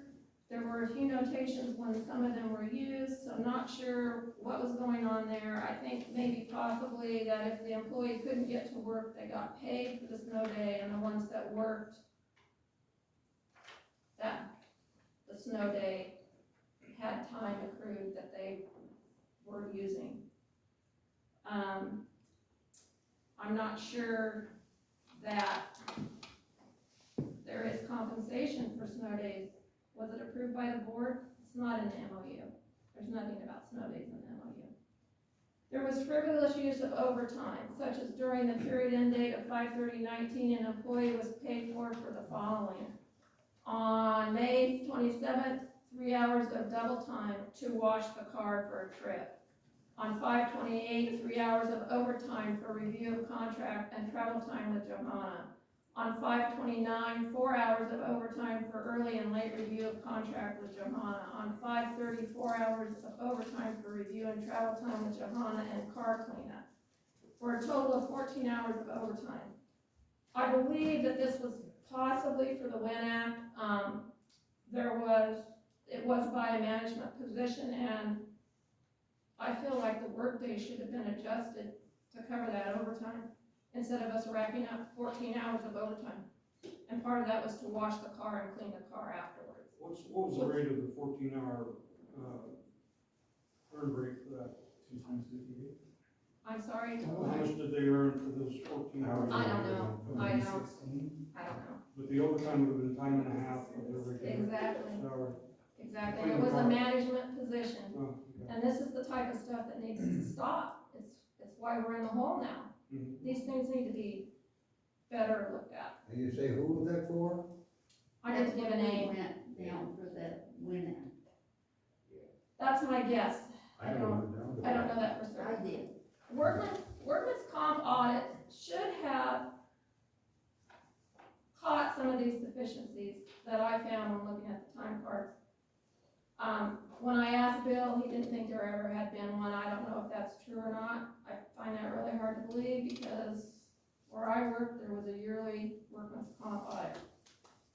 And during one of those audits, we had to completely change our time card because they wanted to see the end time, the out time for lunch, the back end time for lunch. We had to have on there, the break. So 2018 time cards, I also reviewed those later and I found similar findings there. I was hoping that maybe 2019 was a bad year. That wasn't the case. There was 13 time cards not signed by employees, 36 time cards were not approved, and 112 overtime sheets were not approved. One time card for a regular employee with overtime did not have an overtime sheet. Skip Bourne and Carrie Brown's time cards were reviewed for 2019, 2020, and 2021. Totals for vacation hours, sick leave, and CTO were entered into spreadsheets after determining that the totals were not adding up on the time cards, and were told the totals on the employees' check stubs were not correct. Apparently, the software cannot calculate it. So, just manually doing mental math when I was going through the time cards, I could tell that there was a lot of discrepancies. Because, let me get a time card real quick so I can show you.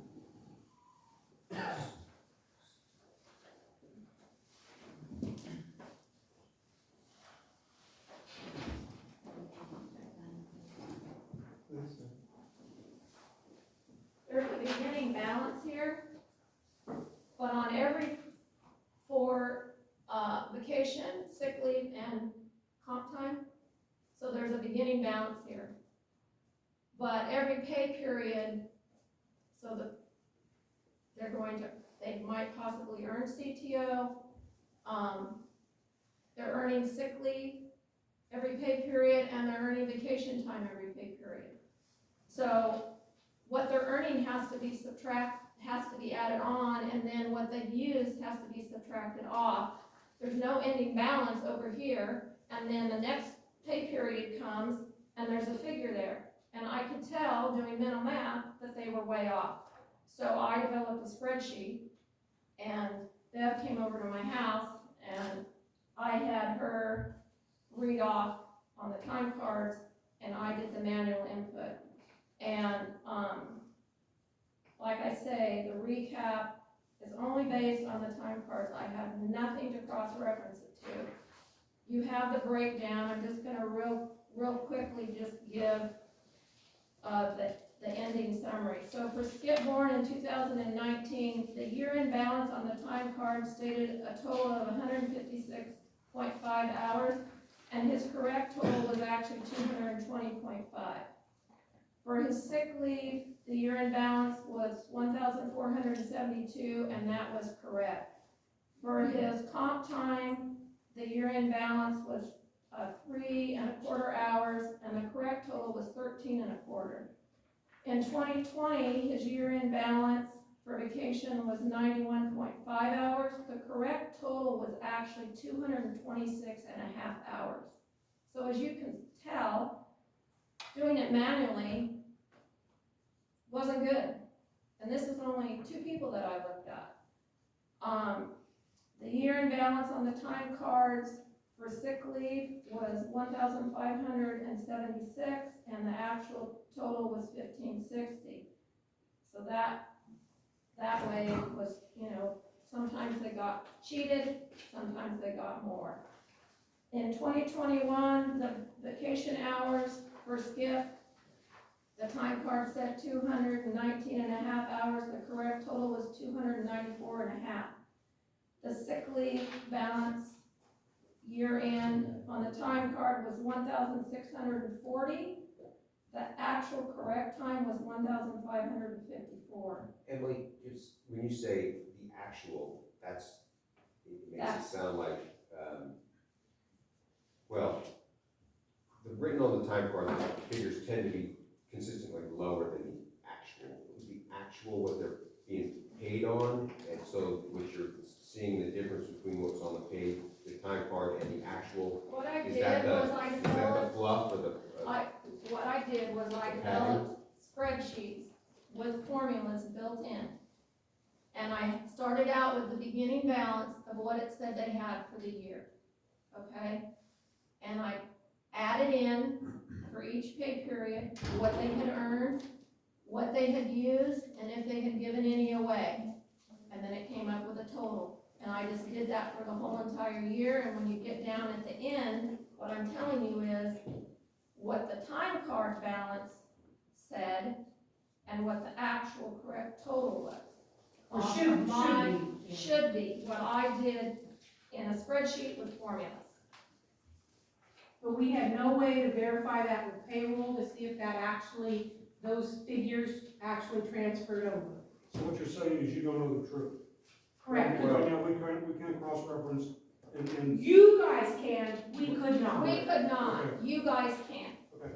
Okay, but this was what was on the time card, and then those year-end totals on this time card started the next pay period for the next beginning of the year. So this error just keeps going, okay? Okay, where was I? Okay, Is the the error overtime- in favor of the employee? Not always. Not always, Both ways. no, it goes both ways. But you wouldn't know unless you checked it against the actual monthly paychecks. This is correct, that's what I'm stating. Yeah, does the paychecks, when you guys get your invoice, you got your check on top and down below, does it have that itemized approval of all those different items that this spreadsheet or the It time does. card carries? On the checks you receive in the mail, it checks all that? So we could go back and check against those. Well, But- there was an issue Separate. with, Separate. Just a minute. Well, I'm, the I fact already gave you that the answer to this the question. software, keeping the corrected, like accrual of. That sounds very convenient if you're trying to hide your tracks. yes.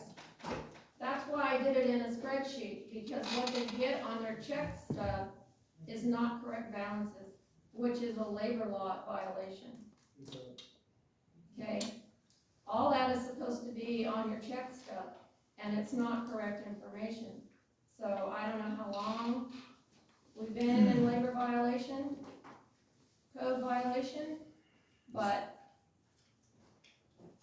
my thing is that if I can develop a spreadsheet with formulas in it and they knew that the software wasn't working correctly, why was this stuff being done manually? The errors could have been done not intentionally, or they could have been done intentionally, but it's pretty easy to develop a spreadsheet if you don't have software that's capable of doing it, to make sure that we don't have these kind of errors. So what's Okay, preventing those errors from happening now? nothing, that's my point. Okay, so CTO, welcome to Welcome to the club.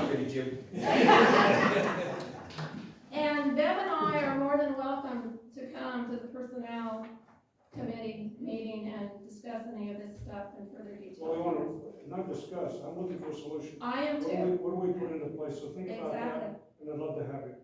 yeah, because, anyway, so let So me we finish have here. the first of the year coming, calendar year. Right. It'd be nice to have something that, we can sink our teeth into for the next meeting. Exactly. Yeah, actually, Jim, the standing committees, you can ask Bill to notice a standing committee when you have a time slot. I suggest you do it in the evenings. We had one at 6:30, we're gonna have another one on the 23rd at 6. We're gonna combine the steering committee and the finance committee, I believe is what we're gonna do. On the 23rd of this month? Yeah, Next Tuesday. yeah, and so you can call that, Jim, and you're with, you just need to coordinate with Director Trenery and have it noticed and show up, and someone will take notes, or we'll just record it for the minutes. We might even have Google, rep here, YouTube rep. And so you can work on that at your own schedule. So if there's an impetus there for you to address it, I encourage you to just go ahead and do that. But we're saying that if we come together, come to a conclusion, that we can bring to that meeting. So. Well, the idea would be, in my opinion, you would call the meeting with review of the time cards, one, and other items that are troubling. And then during that meeting, potentially create an action that the board would then vote on for, you know, whatever that might be. Whether it's a close, yeah. So in regards to that, and you're gonna keep me straightened out here, okay? So if I get together with these ladies and they want me to access information from these files that I can submit to them to cross-reference what they've been doing on the spreadsheet, that's acceptable? Time cards, in other words, if we have actual time cards. They have time. If it's confidential, you know. Yeah, you can't access personal information. Yeah. Yeah, we can't, but you can. We need to explore, what you would do is you would make some findings during the personnel committee and maybe explore ideas for the board to pursue relative to investigating personnel files in a manner that's legal. Whether that's an outside third-party audit, or whether that's the finance committee member looking at things, or what. It's a sticky area to be exploring. You know, we could ask legal counsel about what sort of,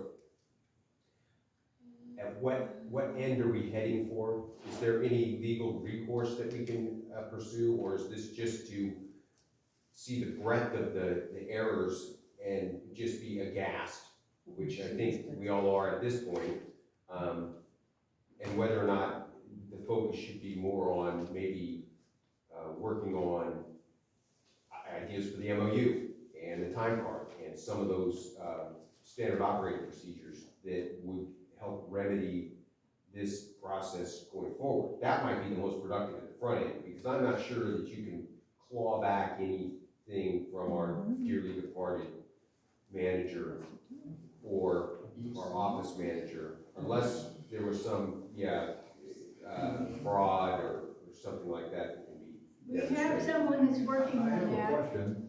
Someone is working on that. Please. Thank you, man.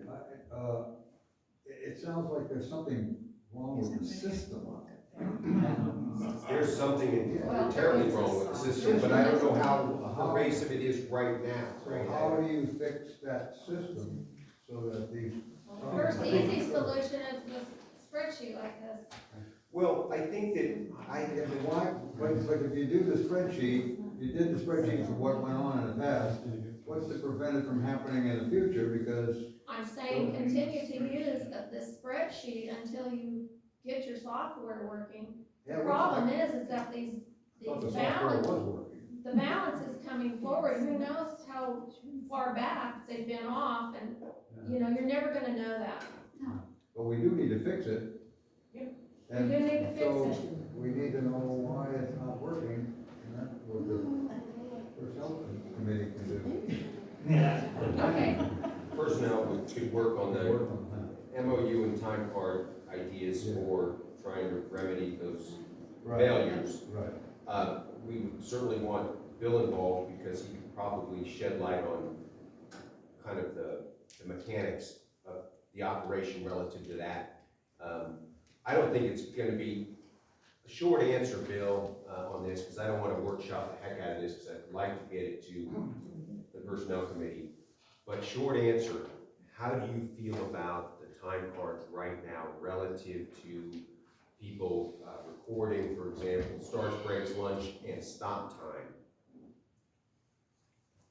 Our start time is at 8 o'clock, and we take a lunch as close to 12 as humanly possible. And we come back from that at 1, and we clock out at 5. As far as my time card goes, because that's the one I pay the most attention to. Kristen's got it dialed. She hasn't made a mistake on my time card, and I wouldn't expect anything less moving forward since Kristen took over. So as far as the accrual, I know it's manual, and the spreadsheet's probably still manual, but I guess what we need to do is talk to our favorite software vendor, Thrive, and see what it takes to get this back online. That's probably gonna cost some money. Because everything costs money. Everything costs. So do you, just for the public's benefit, do you check all the current employees' time cards? Do you give them a sniff test every week? Yeah, as far as the hours and stuff they're putting down, I take a look at it. Okay. But as far as the accrual, the current accrual of everybody's vacation, comp time, and sick time, I don't look at everybody's except mine. Those formulas, And yeah. Kristen's, she's doing good. Kristen, so you're checking that accrual? Is that kind of a process that you standard operating procedure? Okay. You feel like, Spreadsheets with that. Do you have one now? Well, I mean, it's still manual. I mean, even using an Excel spreadsheet like that, it's still technically manual. Yeah, you can hit 2 keys at once. Yeah, yes, so, I mean, there's a formula used, there's a spreadsheet used, so we can make it to, pretty darn we can easy. make it to the standing, we can make it to the personnel meeting. We can have some time to brainstorm those ideas but we shouldn't concern ourselves right now like the wheels are completely off relative to this issue currently. We have some time to fine tune it, make it look a lot more maybe consistent or what have you. Okay, good. I have a question. On the time cards, apparently there's a different time card for the management people and for the other people. No, it's all the same. It's all the same? I thought you Except- said the one had. Except that they have an overtime. Okay, except for the Our overtime. overtime has an explanation sheet. Yeah, Okay, all I right, mean, I can show you one of those, but, all right. okay, so I'm not gonna read all the carries, but I am gonna point out a couple that are pretty glaring. The year-end balance on her time card for sick leave for 2019 was 293 hours, when it was actually 137. For 2020, her sick leave hours were showing 331 on the time card, when they were actually 180. In 2021, she showed 430 hours of sick leave, when the actual amount was 188. So clarify that, why that might be off. 2 hours to 4 hours. I'm gonna get to that. Okay. Okay. So, the following observations were made regarding Terry Brown's time cards. Based on her tier level, and according to the MOU, she was supposed to be earning 2 hours of sick leave per payroll period. They get increased hours for vacation, according to how many years they have been an employee, and there's different tiers. They do not get an increase for their sick leave. The sick leave was based on the year that they were hired. So Skip was earning 4 hours of sick leave, I believe, and Terry was supposed to be earning 2. She would give herself 4, 6, or 8 hours. It was random. She changed it. She earned $48,104 in 2018, $77,577 in 2019, and $104,024 in 2020. And these figures were How much? $104,024. Those figures I obtained from the salary link that's on the district website. Wow. Okay? From 48 to 77 to 104. Now, that is based on titles only when you go to that site, not on, there's not a name there, it's title. So that might not be exactly accurate. There's a few figures on there that, based on the title, maybe she could have been one or other, but the dollar amounts are very similar. so maybe not 100% accurate, but very close.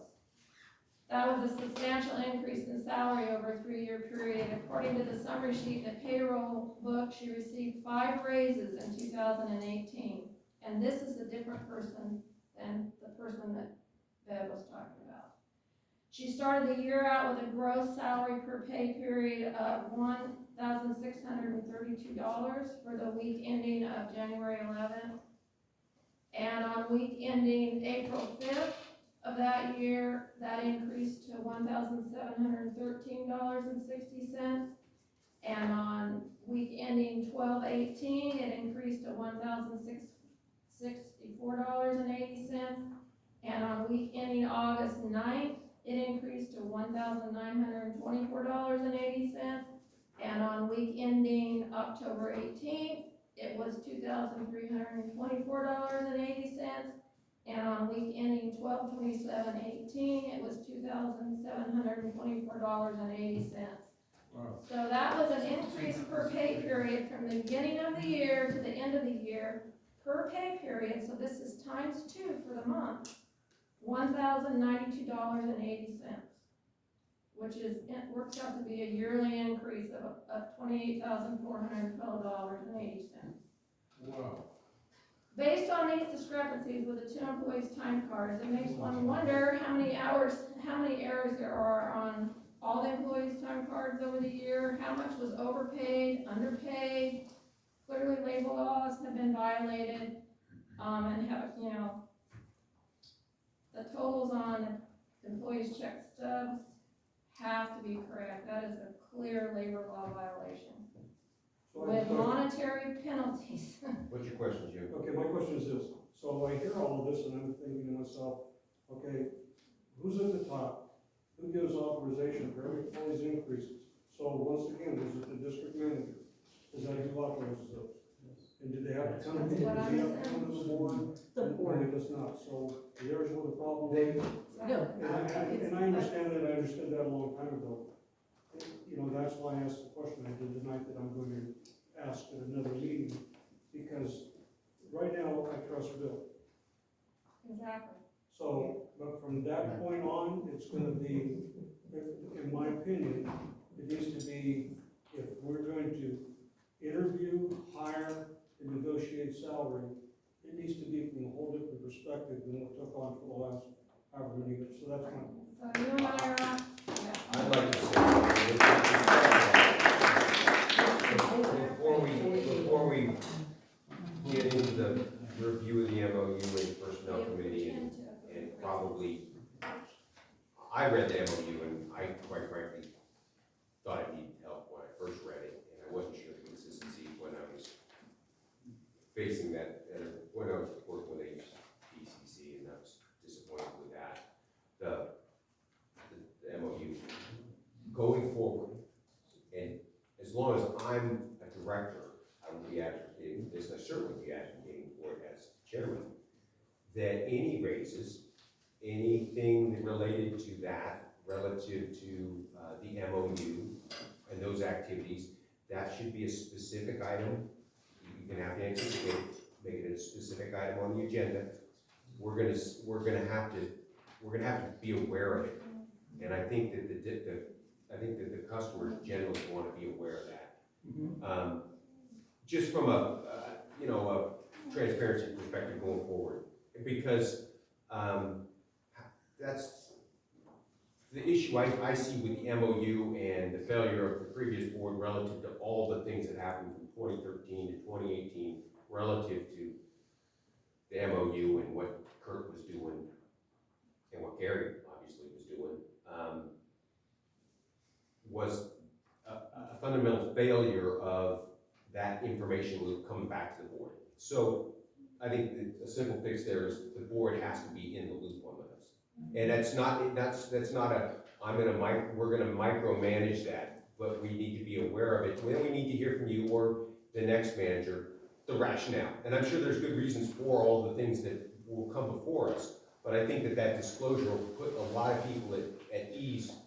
Oh, I don't know if at ease, but they'll at least be cognizant and understand the why, and particularly because we just raised the rates on the water, and there's other bills, and, you know, we're the struggle, we're not out of the struggle, right? And, Right. yeah, and so there's all those other, and that doesn't take anything away from the needs of your team to, you know, be in a whole position relative to, you know, living and functioning as members of the community, et cetera. So, does that sound all right to you, Bill? Yeah, I think, you know, we don't operate, currently, we're not operating outside the terms of the MOU. We haven't hired anybody, well, actually, we did hire somebody, so there is an agreement, she's inside of the pay scale. You know, so you know what she's making now, and you know what she could be making in the future, and I think that's the purpose of the pay scale, that's the purpose of the agreement. And, and so we're not operating outside of that currently. Yeah. That, you know, at least I'm not. Yeah. So, any, you know, obviously, any negotiations or any changes or anything like that, deal with the personnel, the employees. If it happens at a personnel committee, we would need to have notice so we can have our union representative there. Yeah. So. Yeah. Just throwing that out there. So, yeah. Quick reminder. Yeah, and another thing on the union, I noticed on the paychecks, or what we spent last month, we spent $600. It looked like the district wrote a check for $600 to the union. That's where that bank account That's the comes into one. play. That's the one we needed. So yeah. that's the bank account that I don't have access to. So, which exactly why, because that's my point too, it looks weird. It looks real weird. So like, wait a minute. It looks really odd and it drives me crazy, and that's why I've been trying to get access. So how should it look? So virtually it should go as an ACH payment to that bank account, an ACH transaction to that bank account that is specifically for the union use. But wait a minute. I know, but even it. What I don't understand is that the district personnel pay their union dues, not the district. Correct. Yeah, so that's what's odd about seeing the check from the district as union dues. Yeah. How should, I'm thinking, how should it look? It shouldn't look like it comes from the district at all. It should be a line subtraction from your own paycheck. Yeah. But what does that have to do with you signing on to the? Because we can't make changes to the. But that would be part of the check writing software that supposedly itemizes, you know, like on my check, Social Security, you have your gross, and your Social Security, and you have 401k, and you have this, and all those things come out, and you see your net, but all those are itemized below your check. That's where I would think it would show up. And that it does show up. Okay. Yeah. So why would it ever come out of the benefit Because it's not. Because it was deducted from their check and not, the money has to go in. I just don't You get get it. payroll tax. It's like- Just a check, I'm trying to, just if you don't mind. So the payroll would come out of the general account, right? So all the payroll Yeah. comes out of the general account. So that amount of money is being taken out of our check, so it's virtually getting left in the general. But there's, yeah. So then from the general, it's getting paid from that, which I agree, I always thought it was weird. And so there's a separate account, so it should be transferred to that account, so a check can be written to go to you. I know, it's weird, and I thought it was weird. Yeah, it's like categories, we might. You get it? Yeah, like finance, Medicare, everything else, you know, you have to. It's not- Whatever, whoever ends up getting paid, whether it's taken out of the employee. Or sent through the district, those are part of the payroll. They're an employee. All right. I'm not gonna get it. I'm not gonna get it. I get that you Okay, got not in my head. I'm not gonna. When you get payroll, you use the text of the IRS for, another one? Yeah. No, that's the government. The company. All right. I'm Dick, all right. Cedric, here it comes, ready? It looks terrible. All right, back to you, Emily. Are you about done? I'm about done, I'm about done. Okay, there appears to be a lot of things being done manually. There is a greater chance for error anytime things are done manually. And like I said before, I don't know why, but it should stop. I hope somewhere there are, payroll reports and manuals spreadsheets weren't the sum total of the record keeping for the years that I looked at. And, you know, the software, I know we don't have money right now, so she's doing it in a spreadsheet. Yes, that is still manually, but somebody could double check those entries to make sure that, you know, no errors are being made, not, you know, not intentional errors, but just typing errors.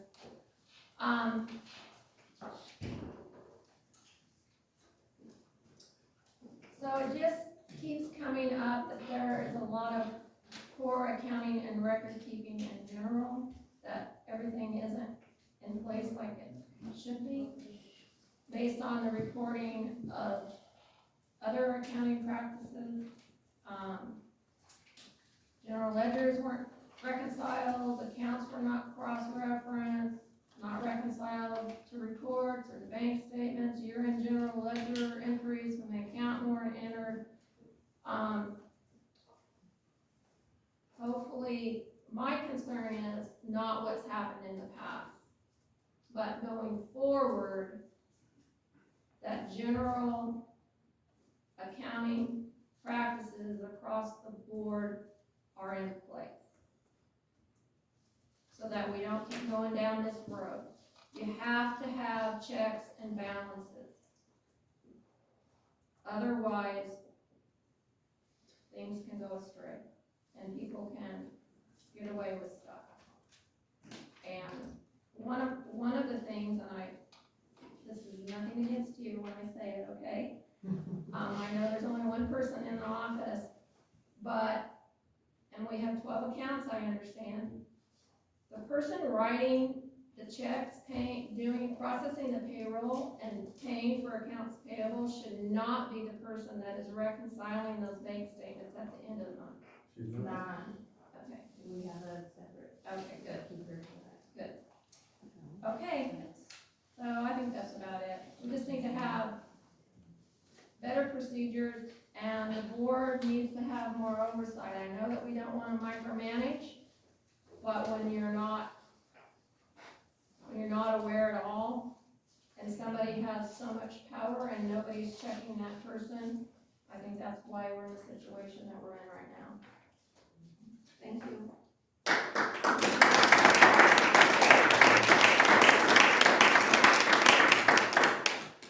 I know this is taking a lot of time. Sandy Winter, I know this is taking a lot of time. I just wanted to add a couple things. We do have a committee member that is working on expedited skipback from Texas. We have a lot of evidence. What? He's looking for a lawyer, yes. What's that? If we can get a lawyer to help us, there's a lot of money involved there. Don and I went to Deborah Moss's office and they printed out. Sandy, Sandy? I don't think they We understood didn't- what you said. We missed the first part. We do have a committee member that has been working for months. That's a Happy Valley community. Yes, yes. Oh. And they're going to do what? He's got a lot of evidence, a lot of stuff, and he's been submitting it to the district attorney in Tama County because he seemed to be more willing to help than the district attorney in Shasta County. And he did have a lawyer lined up, but that lawyer has backed out, and so now he's working on getting another lawyer. So there is something being done. The committee is actually trying. Don, I'm just gonna take another minute. Don and I went to Doug Lamont's office and we got some information. Laura got it for us on the computer. And Jim Paul was listed as a superintendent. I was just answering Beverly's question. And he did leave under adverse conditions, and he quit.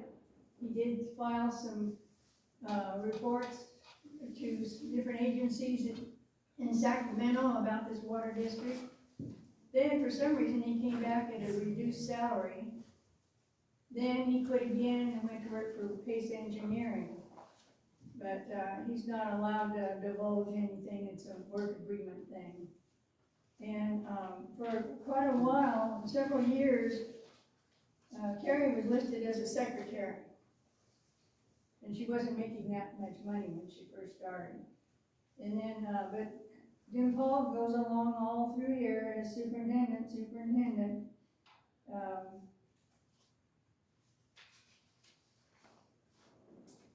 There was a lot of, very experienced and well-qualified employees that have come through this district, and they had left under adverse conditions. That needed to be looked into. In 54 years of board meetings, I don't remember hardly anything ever being mentioned about salaries or hiring or firing. It might have all been done in closed session, I don't know.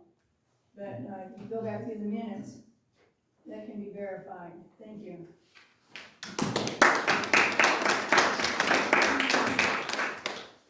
Caitlin Patrick, HBCC videographer. Just as a potential recommendation, maybe the Finance and Personnel Committee reviewing time cards to check, to make sure if there's any errors, you know, on a quarterly basis. Just keep tabs on that. Also, at the 2-hour mark, Cedric, if you want to view, your face was priceless. The 2-hour mark. It happens, you know? Time. Yeah, time is a way of doing strange things. It's not pretty after a while. Oh, it was the look of shock at the numbers. Yeah.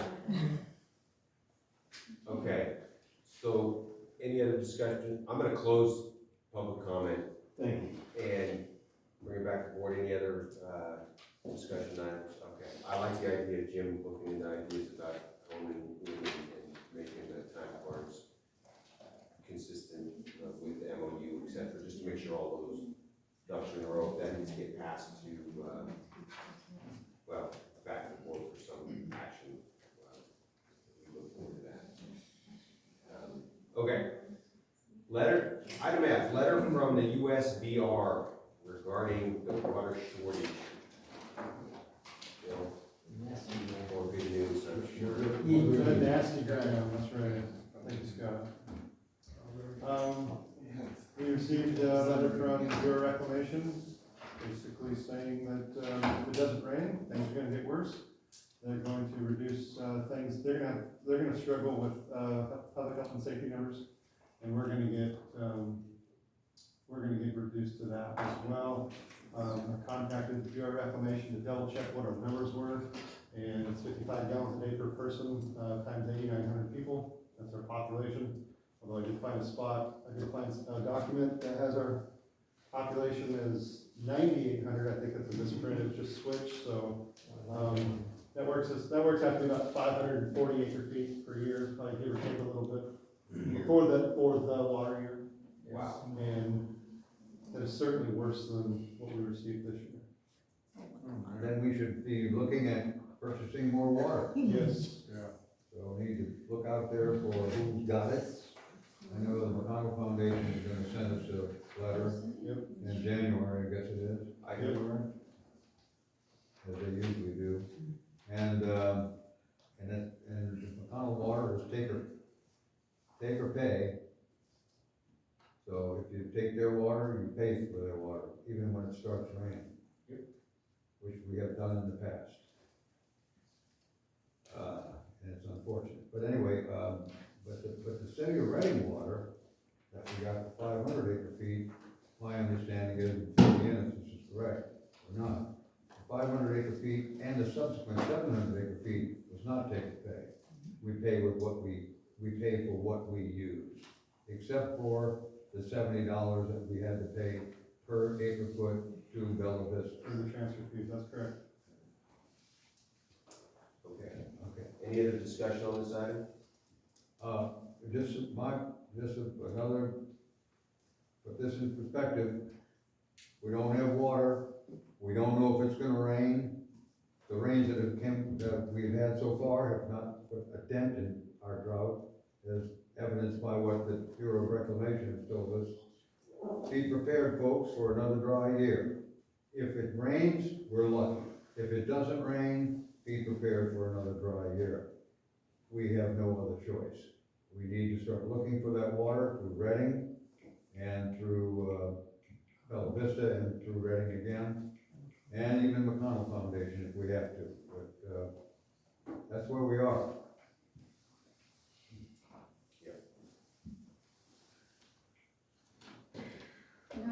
challenge. I was down south, and I was amazed, the people down in Southern California were not saving water. Nope. They never do. And I think we as a group should protest to the state of California. It's unfair to make us suffer, and they don't have to, okay? So, And as an action item, if you choose to follow this up, you can, the State Water Board has a meeting every month. And you can, under their public comment period, right, you can raise that issue with them. They probably just take it under advisement. It would be nice, if, you know, I don't know how the water's divvied up. It'd be great to see that, how that all gets, who gets what, who's got the prior seniority and, you know, and that sort of thing. You know, it's a complicated deal, but just advocating for ourselves, is worthwhile. I mean, they, you know, they do listen, and if there was something, they might ask the right questions to some people. I don't know. It's a water's a son of a gun when it comes to getting anybody. Anything else? Just a quick, One more. it just sticks in my craw. Yeah. Prior to 1992, when there were water shortages, and there were very few, the water was divvied up between agriculture and domestic. And there was very little water given to environment. In 1992, I've said this before, the federal government passed the Central Valley Improvement Act, and they added the environment into it. And now, right now, when there is the divvy up of water from the federal government through either the Central Valley Project, which is Shasta Dam, and also Trinity Lake, that divvy now is environment, you and I, and agriculture. Agriculture got nothing last year, and the environment got more, we got a little. right. And they sent a lot of water And it sticks in my craw every year that happens, and there's nothing you can do about it. We're such a small organization that we can protest all we want to, and like Cedric says, there's a time for protesting. You protest, they take it under advisement, and they probably forget about it, because they more than likely respond to the big guys. What they do. Yeah, the folks with the lawyers. That's it. But the little guys all need to get together, that's the secret. Yes. I agree. Dennis, would you, if you were gonna,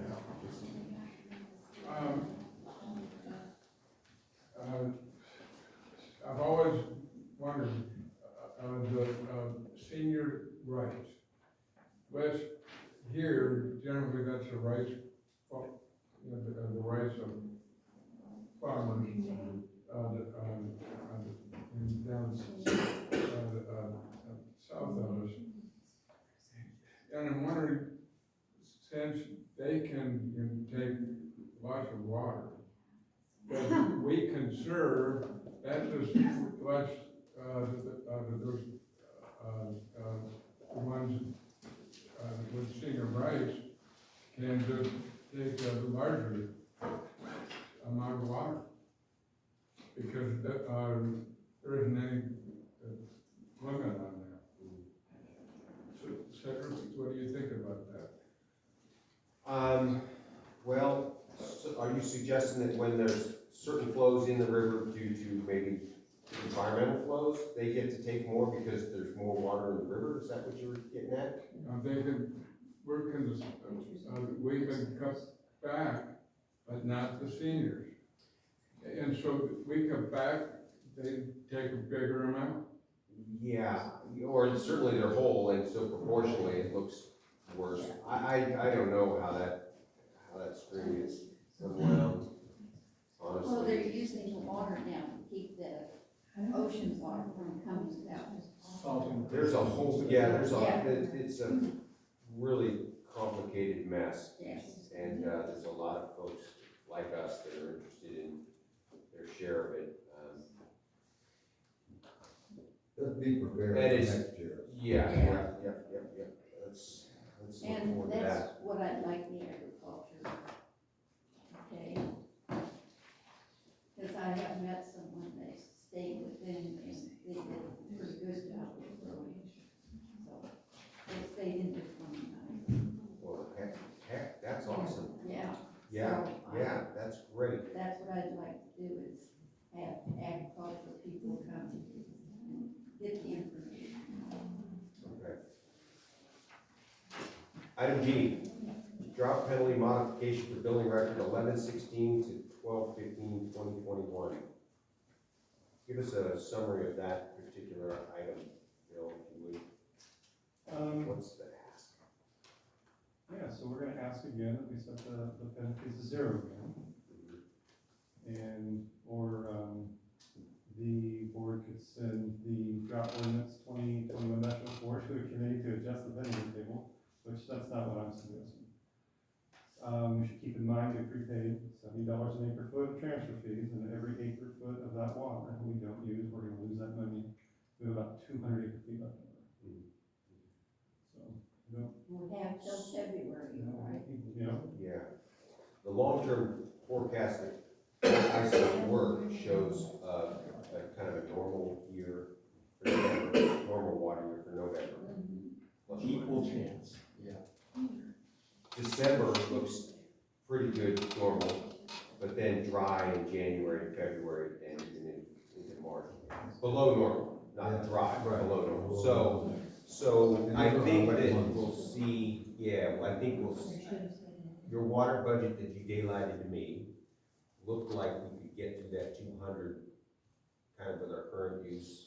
yeah, so we're budgeting about 50 acre feet a month right now, total. And that's, right now, we're not running the wells. So this is all surface water we're using as of 2 weeks ago. We are not necessarily losing penalty money right now, No. because we have penalties. We're gonna lose transfer fee money, so it's kind of a balance, in my opinion. Customers are already unhappy with, not everybody's unhappy, but there's enough unhappy people, with the rates being increased. And if you threw penalties on top of that, it would just be, hell. So I recommend that the penalties be set to zero again for another billing cycle. Discussion? Dave? Yeah, I agree with that, at some point. I think that we're going to have to come up with a drought penalty that's based on prior year usage, not just a flat, everybody gets 29. I don't think that's workable at all. And again, if we're gonna have a dry year next year, the committee ought to work on coming up with, something that is a little bit more equitable to the heavy water users. Well, we I came up agree with with that you. because I think we need to fix that. we didn't have surface water at the time. We came with. Right. We, in July, when we came up with that, we had just the well water. Exactly. We had already run out of surface water. Yeah, we were Yeah, so- in the red. Yeah. So if we have more water, then we can do more things, we can change it, but if we don't have water, then our options are pretty limited. Well, I would suggest that maybe the board think about, sending that drought ordinance to a committee and, For next year. For next year, yes, and with the idea of modifying it to make it more equitable. Yeah, and like I said, for the next month or two, I doubt that that's gonna amount to anything anyway. No. It's been pretty wet, so maybe we should just, suspend that until the, committee comes back with a new proposal for the next year. I'd move that we suspend it for a month and make this an item on our agenda every month until such time as we've secured next year's drought water. And I do agree that the revision to the drought, the penalty, the drought penalty, go to committee, I suppose financial / standing committee, or a standing, steering committee. Probably. Yeah, because, executive / executive / not personnel. But that's that's my motion, that we make the penalty 0 this month and bring it back at next month's meeting, although we don't meet next month, do we? We do. Yeah, we do. Okay. Why not? Yeah. Can we hear Only if it's the 24th. Yeah, can we hear from the public on it? Maybe they might have something to say about it. About which, the drought or the meeting? I don't know. Sounds fine to me. Yeah, if it's at 0, I don't know what there else is to say, no matter how bad somebody wants to speak. I don't wanna hear from that guy. Just kidding. Come on. Go on up. Chuck's good. I'm gonna point out the obvious. We had a heck of a time this year trying to get our hands around conserving water. We burned all the water right out of the box. So unless we maintain some form of enforcement, monitoring, there's issues because people have, lines to break. My understanding is that then people still pay for the water that they use, but they're not penalized. We always get the money for the water that they use, so we've got our rates up. That makes sense. But to be unable to control the usage, to need to have water for fire, we've got to have something in place. And I don't see any easy means of us coming up with anything other than what we were able to battle our way into this year. Thank you. Thank you. Okay. Anyone else in the public? I'm gonna close the public comment then. Since you can't make the motion because you're the chairman, I'll make the motion. I can't, I couldn't, Well, I thought I could just say, I Well, can you move can him say to it. be the chairman and I can't move to. What kind of twisted world is this? Yeah, that's okay, I'll make the motion for you, you can second it. I second it. That's not fair. What's the motion? Yeah. To have the drought penalty go to 0 in for this next billing cycle. Yeah. The one shown on the agenda, 11/16 and 12/15, but have it come back to the board each and every month. That's why I'd like to see it, because I do believe we have to keep the brake pedal available when we go into those drier months, or we'll lose control of our water use quicker than we can wrap our head around it. Because, yeah, So the motion is to have it brought back up to the board every month. yeah, on the standing agenda item. Well, I'm gonna take my second back for a minute here. Because It's your motion. I heard you say that you'd like to see this go to a committee to look to possibly rewording it to make it better For next water year. for the next water year. I don't think we need a motion for that. No, that should get reviewed anyway. January. January. You can give direction to our interim manager to do that. All right, the point that he brought up is pretty good, is that we need to have something in place. If we just went to a flat $50 for going over, just so we have something on the burner, would. You mean right now? Yeah. Well, we have something in place right now. With the penalty set at 0, at the 24-hour notice, we can have a meeting tomorrow. Yeah, I was just saying that as opposed to having it at 0, which means you're dropping it basically, and then I think the penalty should be reinstituting it, and We're not creating really the havoc using much again, water. maybe if we Yeah, just, so set keep it the penalties at 0. a flat 50 or something. Bill has a point, and I think you guys should listen to If it. we need to pump the brakes, then that's what the mechanism right now is the ordinance. So if it's at 0, we can meet in 24 hours, 24-hour emergency meeting, and we could set the penalties then. But for right now, going into Christmas, and the rates just got raised on everybody, I think the penalty should be set at 0. But that's up to you guys to discuss. I agree with that. I still like your motion. Okay. I'm second. But I want to add to that, so I agree with that, but I also think that it should be monthly, and I'll explain why. Because if we have increases, as some of the community I've talked to did not come anywhere near the 29, didn't come near it. So if you go back to the percentages, it would be more equitable for those who have agriculture. And, Well, that's why we got the variance program for it too. well, yeah, And that should work. That should work. Let me tell you about the variance. Well, Everybody qualifies for a variance. okay, well, then, There's then no we have metric to come there. up with something realistic. Well, so Everybody- go everybody- go month to month, like Bill said, we can throw this on an agenda. So let's go month to month and ride this puppy as far as we can with the way things are currently, of no penalty. Is that what you're saying, Bill? People are not using that much water right now. Correct. Okay. That was the motion. And that was my second, so. It's been Let's seconded. do the vote. Call for the question, check. All for this. I call for the question. Look at you guys riding herd of me. Call the question. All in favor? Aye. Okay, got that, Bill? There we go. And nothing. All right, good. That was G. And we're, yeah. So Winnack lawsuit is, H, maybe this is just a discussion item, I don't know how, there's not a lot there to discuss, but do you wanna give us an update, Bill? Yeah, I'm just gonna read this, what I wrote down.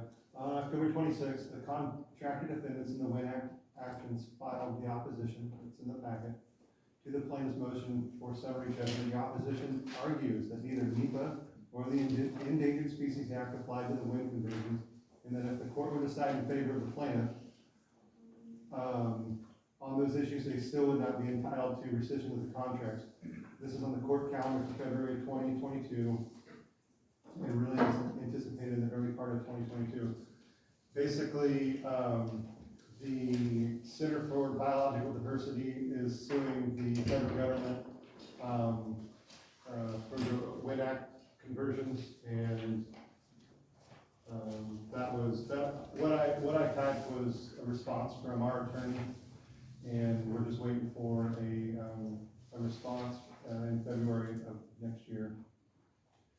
And in other news, there was another outfit suing the federal government called the North Coast River Alliance. And they're basically doing the same thing. I included that docket and in the board packet. And currently we've not been named in that yet, but there's still time. And so that's really all I have to report on that. That's on the lawsuit side of things. On the financial side of things, the district has a financial obligation to the Wind Act repayment, which was $860,231, and that is broke out in 4 payments, each due December 1st, starting in 2020. The first payment was mostly satisfied with the credit we had, and we have to make up the difference of $7,106, and we're actually sending that check in a letter to the federal government this week or next week. And then another payment is due December 1st, this December 1st. And I've asked the USBR to defer this payment, or if there's anything else we can do with the payment. And I'm still waiting for a reply. I've asked 2 different people at the federal government. Is that the lead contract, the gentleman we met up at the dam? Yeah, Don Bader. And they, And that was Sacramento. then I asked Jake Behrens, who else I should be talking to. Yeah, it was the contract, I don't remember, I'd have to check my notes. There's a contract guy specifically handling that. Yeah, I didn't know who that was. All right, I'll So, get him your name. Okay, well, hopefully we're successful with that. Supplemental water discussion, so I'll introduce this item. It's a discussion item. I'm not sure why it's an action item. Action item too. just But, because something's an action item doesn't mean we have to take action. yeah, Right, fine. right. So I'll introduce this item, and it was, I guess I'll do it in the context of,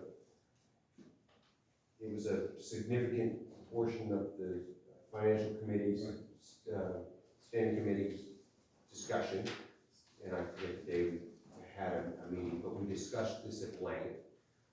The ideas around it, the pluses and minuses, and really at the end of the day, we decided, at least Dave and I came to some consensus around this, and I think the folks that were present at the meeting also were, except for Mr. McVeigh, that, and Johanna, she's not shaking her head, that the drought rate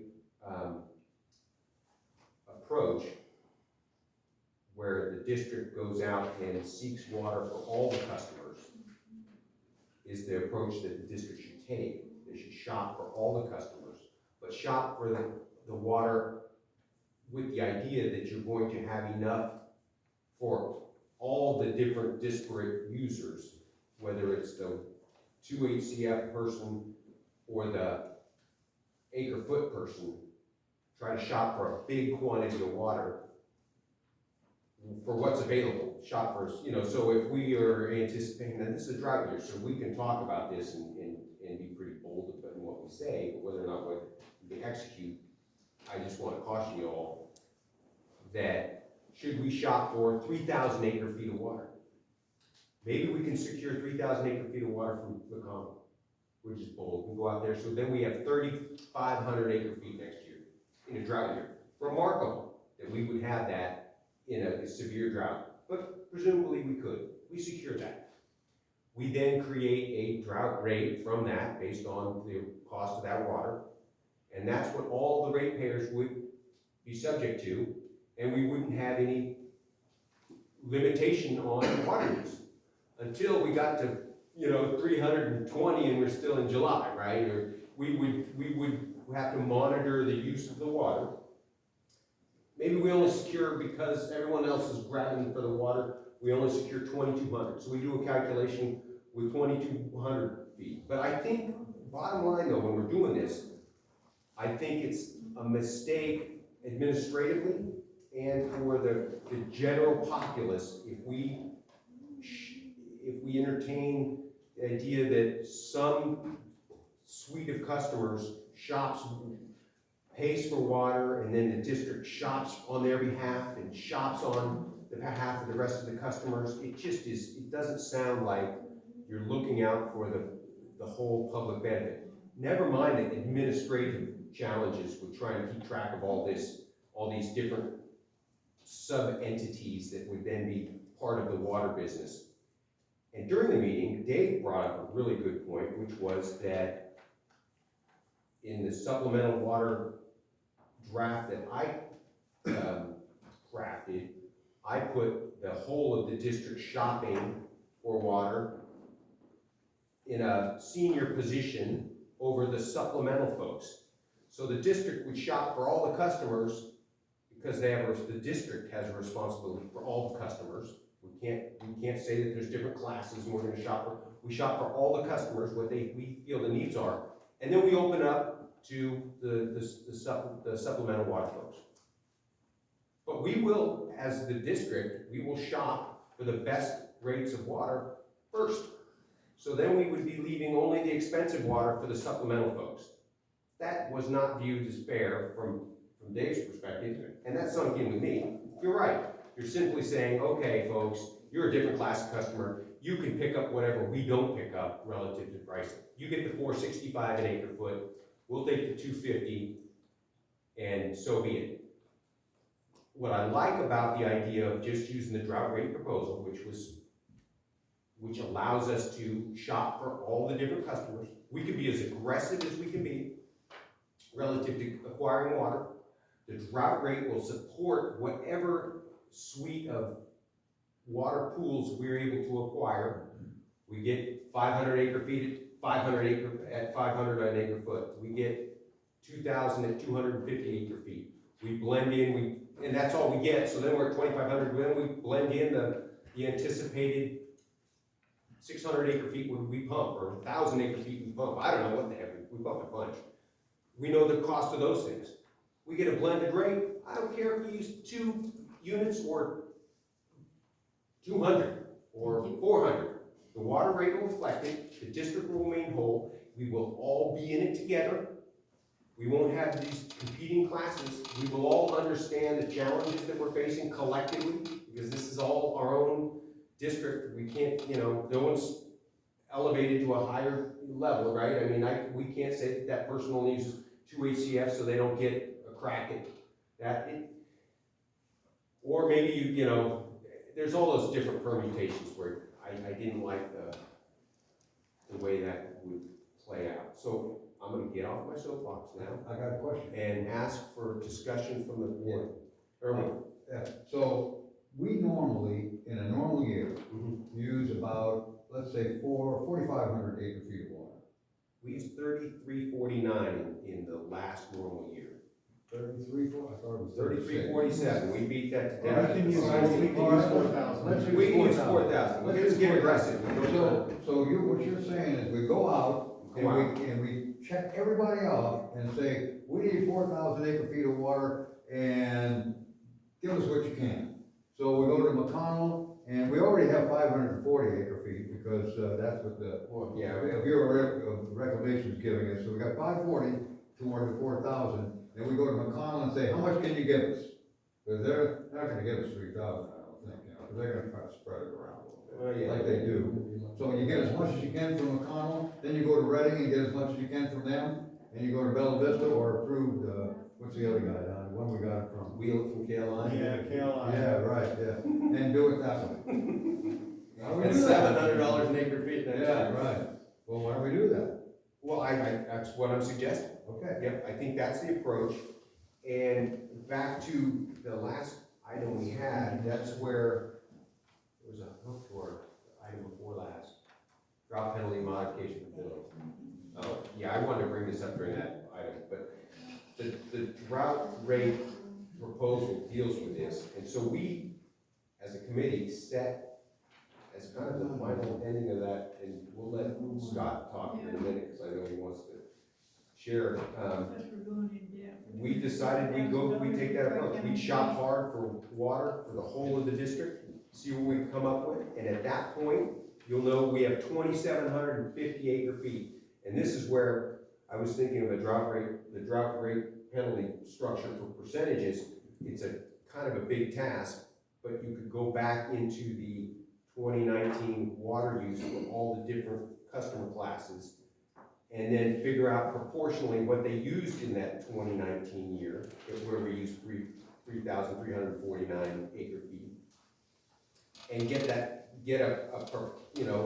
this person used 0.01 of that amount, this one first used 1% of that amount, and then you take those ratios and you multiply it into whatever we secure next year, whether it's 3,000 acre feet or 2,500, and you'll get the proportional amount. You'll get the proportional amount of what folks used in that year, which is a reflection of their water use behavior in a normal year. We're gonna shop like it's a normal year. We're gonna shop for water, so we just have a normal water year, which is kind of wild and crazy in a drought year, but I guess we're allowed to do that. We'll go shop for water, and that's how we would then graduate it, and then we'd have a penalty schedule for folks as they exceeded that proportional quantity that they are entitled because of their previous use. And we'll have some kind of a penalty that allows the brakes to be applied so they don't end up using up somebody else's water. And we don't have to violate our contract. It's a good idea. You just gotta keep in mind that whatever you shop for, you gotta pay for. And if it turns out to be a year where it's raining like the dickens next year, we're gonna be paying for a lot of water at a high price. Yeah. And not using it. But it's better than not having any water at all. It's dry. So there's a strategy that you can use for that. Your take or pay, you use first. I don't care if it's the cheapest water. You hold the cheaper water, the Bureau water, to the end of the year. You think, well, why aren't you burning up the cheap water first?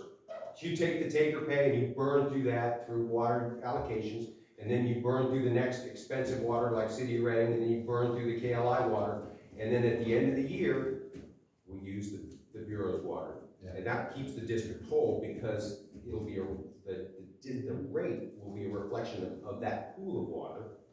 And if we're stuck holding the 8 of clubs, that's fine. But we don't want to get stuck with the King of Hearts, right? Which would be the take or pay water, or Reading, City of Reading water or KLI water, I guess, or what have you. McConnell Foundation. But I think that's totally workable. We won't blow through 2,000 acre feet so fast. I'd love to see us be able to get security. 3,000 from McConnell. They love Bill, so I'm sure they're gonna allow us to have it. And have it. I doubt it. But we'll get some, because they. So Scott, if you could give us a brief overview. It's 9:20. Can you keep it under 5 minutes? I'll try, but I have no promises. Let's start with some of the numbers first. I might gavel you out, because we had a whole standing committee. We got on this. 540 reclamation, health and safety. That's an estimate. That's an estimate right now, Yeah. but that's the only number we can work with. The other actual number we can work with is the well production. You add the 540 and well production at 180 acre feet a month for the entire year, you're at 2,700 acre feet. That's right. I would suggest taking 200 acre feet off of that because of downtime on the well, just to play it safe. So now you're looking at maybe purchasing 1,000 acre feet, okay? McConnell Foundation is, you sign a contract, you pay for it whether you use it or not. The one thing that I was encouraged to do the supplemental water program was partly, Erwin, a comment from you when you said in the past we've done that. It rained some, we didn't use the water, we were stuck in it. So to me, it made sense to allow the customer who needs the water to pay for it. You don't have to go look for a loan to figure out how to pay for the water because we didn't use it all, because the customer has paid up front. Okay?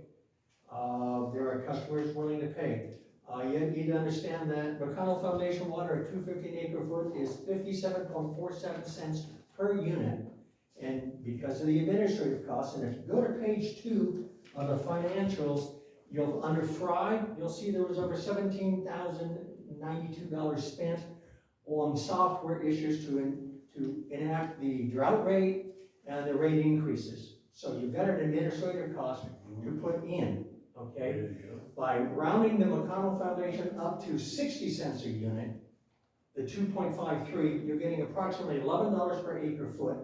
1,000 acre feet is $11,000, and that would cover the administrative costs. Excuse me, I got a question for you. Sure.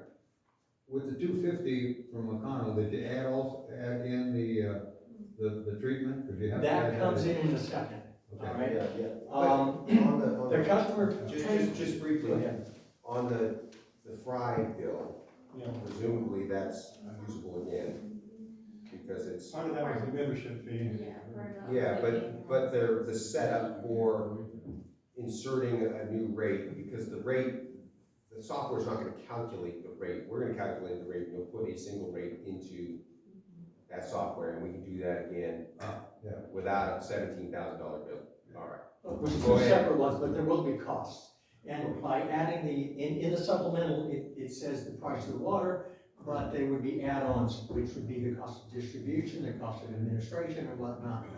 My original thought was the customer pays for the water, they're gonna read the meters, okay? I have 900 units available, credited, okay? During that month, the meter's read, I charge the distribution costs along with the standard base rate and tag-ons. Okay, that's my bill because I have put the money into. Just to cut to the chase, this all sounds intriguing, and we Okay. did talk about, we were at a meeting that was 3 hours long, where you said much of the same stuff, and we had members of the public here, and we hashed through all of this for 3 hours, so at 9:20 on a Wednesday night, I'm not really that interested in hashing through this again. So quickly, what about the drought rate proposal that we discussed for 3 hours at the committee meeting doesn't work for you? Okay, first off. Because this Three board thing didn't work at the committee. Go ahead. Thank you. A minute. 3 board members were not at that meeting, did not get to hear all of the proposals. Part of this is to allow them, because they have to vote on this, to understand. And as part of standard practice, as a board member, if you are interested in a standing committee agenda item, you can attend that meeting. You just have to sit and listen. And I would encourage us all to approach it because, we can't sit and listen and observe. I've seen it at numerous state meetings. You can sit and observe. You cannot engage. They're Brown Act compliant. You sit and you listen. So this informational process that we're doing again, and I'm sorry I'm short, but these are the sorts of things that have been driving me crazy since we started doing this about 8 months ago, which is this workshopping our board meetings until we're all crazy. I'm going crazy under that process. We need to workshop these items at committee meetings, which we did, and then we need to do the business of the board during the board meetings. So I'm sorry, Mr. McVeigh, Scott, I cannot go on much longer with your presentation, so you need to wrap it up in, I don't know, 3 or 4 minutes, which is Not a almost 10 problem. minutes for something that we hashed out for 10 minutes. I'm intrigued, but I need to know more about it. Thank you very much. Now, understand, to your comment, Cedric, in reference to they can attend, some of them didn't know that. You have a new board member here who has a right to have information. Nothing was in the packet for them to review in advance of this meeting tonight. So it behooves you to allow them to be educated or to at least see the material presented so they can make the best choice Make possible your for the points, district. please, on supplemental water. Okay, the reason for supplemental water is for the high-end user that, Director Zabel referenced earlier,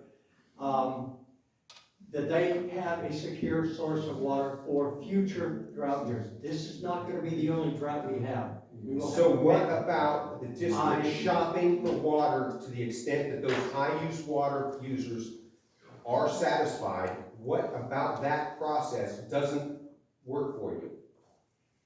If we buy 4,000 acre feet of water, all the available water that's available, because we can shop for water as hard as we want because the drought rate schedule allows us to do that at no risk to the district if we schedule the water accurately. Okay. No risk to the district. What about that doesn't work for you? I'm sorry, we went through this for 3 hours. I can't talk because he constantly I interrupts me. know, I agree. I'm trying to make some points, but he goes on a diatribe. I'm sorry, I'm not trying to be offensive, but you're not allowing me Answer to the question. continue. I'm trying to. You shut up. I'm trying to. Part of it is, you're saying the water should come through whatever source, and the higher the cost water goes first. Well, there are customers out here who cannot afford to irrigate their pastures, paying $1.30 to $1.50 a unit, okay? The But water the that's gonna McConnell be water available is the absolutely most expensive water. The McConnell water is gonna go to the district. But what if a purchase was made and part of it went to the district to satisfy M&I, and part of it went to ag customers to enable them to grow their berries, It's to the same. water their horses? If you look at it using the drought rate formula, and I'll share this for the record, the people that get hurt more financially are the domestic people that only use a small amount of water, and the district goes out and shops for a bunch of expensive water, and then the reflection of that water purchases is reflected in the rate for every unit of water. So if we opted not to go chase water, we just chased the cheapest water, we stopped at whatever the McConnell would do. McConnell only does 1,000 acre feet, we do 1,000 acre feet. The water rate for all the customers is gonna be less expensive than if we go and shop hard for water. We get 4,000, we have to go buy expensive water, we have to go buy $500 acre foot water, but we wanna get to 4,000 acre feet. The water rate for everyone is gonna be a little higher, everyone, but that's the cost of water. So there is no way to circumvent the price of the water. Sure there is. Mr. Chairman, we're workshopping this, and it's 9:30. Can we have a committee of this board meet with Mr. McVeigh and come up with a We did for proposal 3 hours with that 30 people present. that you can put in front of people, that they can read it and see what it is, and then we can vote on it? What am I voting on here? It never made it out of committee. Well, maybe it's not ready. McVeigh, can you simplify and put it on paper? Can you simplify, put it on paper, give it to us so we can read it? That makes sense. I gave you guys, about 2 months ago, my proposals on supplemental water. Yeah, but that was. I had for supplemental Cedric's water. input, and we did multiple renditions of it until it was what we thought was final, ready to present. Then it went to the finance committee, and it was hashed, it was hashed over, and the idea of having a the idea that the district would shop for all of the customers, for the benefit of all of the customers, was deemed to be the better approach, because deemed by you. Because it keeps the high-end water users whole. How does, oh man, this is really frustrating. I know it is. We covered this in committee. Yeah. There was printed literature which you had, Mr. McVeigh. Cedric had a point, in conclusion with Dave. Nice to be able to pronounce your name, and I'm not gonna try. And It's a hard one.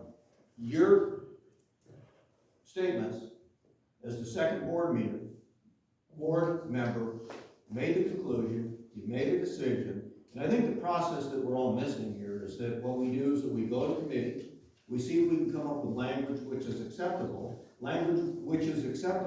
in order to put before the board.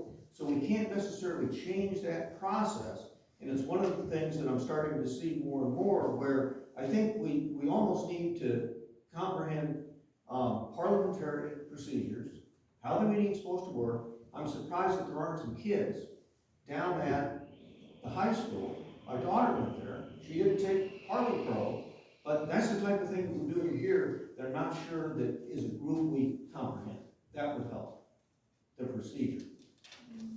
And Dave, I believe, has knowledge to that end, and so does Cedric. That's obvious to me. Thank you.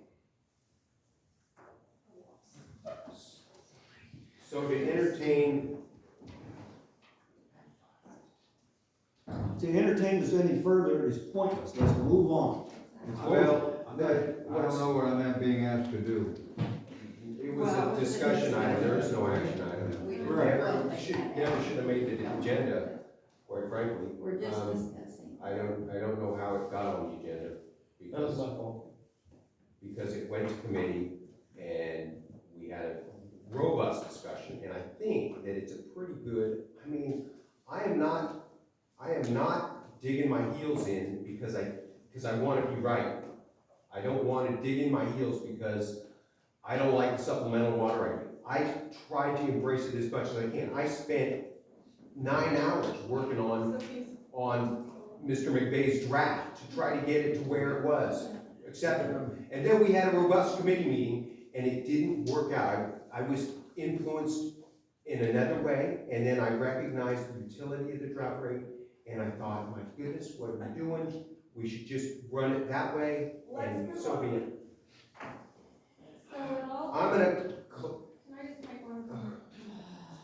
With all due respect, it's gone to committee, it was discussed, denied, we need to move on.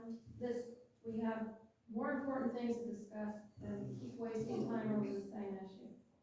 Thank you. Thank you. all right. I would like to make the comment, though, that, just piggybacking on the chairman's conversation, without having to go over it again, I think we ought to make every effort that we can to go out and find as much water as we can.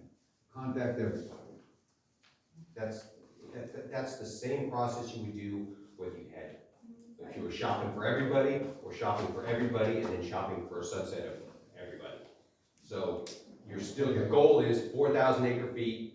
You're gonna go shop for 4,000 acre feet. It's just how it's administered and how it's reflected in rates. Simple as that. And We go on it's, to the next. Can we go on to the, well, if we depart from the parliamentary process and we start going offline, I will take advantage of the bully pulpit and I'm gonna share what I feel, right? I'm gonna share that because I'm here spending a lot of time on these efforts, and I'm gonna share what I want to share. And I'll try to share less. well, we all will, you know. No. Operations and administration is number 6, or I. G, is it 6? I'm not sure. 6. Hey. Dictatorship. Well, It's a dictatorship. In October, we used 3 acre feet of surface water, 71 acre feet of groundwater. Still experiencing a reduction in usage, mostly conservation. The water treatment plant is slowed to about 1 million gallons a day with some minor fluctuations, and we're gearing up for inspections, chlorination equipment and health and service. The staff, the field crew staff is working on, getting a price to replace the valve over here across the street, pretty deep, pretty big. I guessed at $50,000 to $75,000 to replace it, we got a bid in for $84,000, that was a lot. Yeah, $84,000 to replace by a contractor. It is scheduled to be replaced in 2 years, in the distribution system improvement project, but, if there's a way to replace it before then, we should do that, because parts of the district rely on that valve needing to be shut off, and because it doesn't work, we have to shut off larger sections of the district to make repairs, and it's a mess. Gone over that. That's the highlights.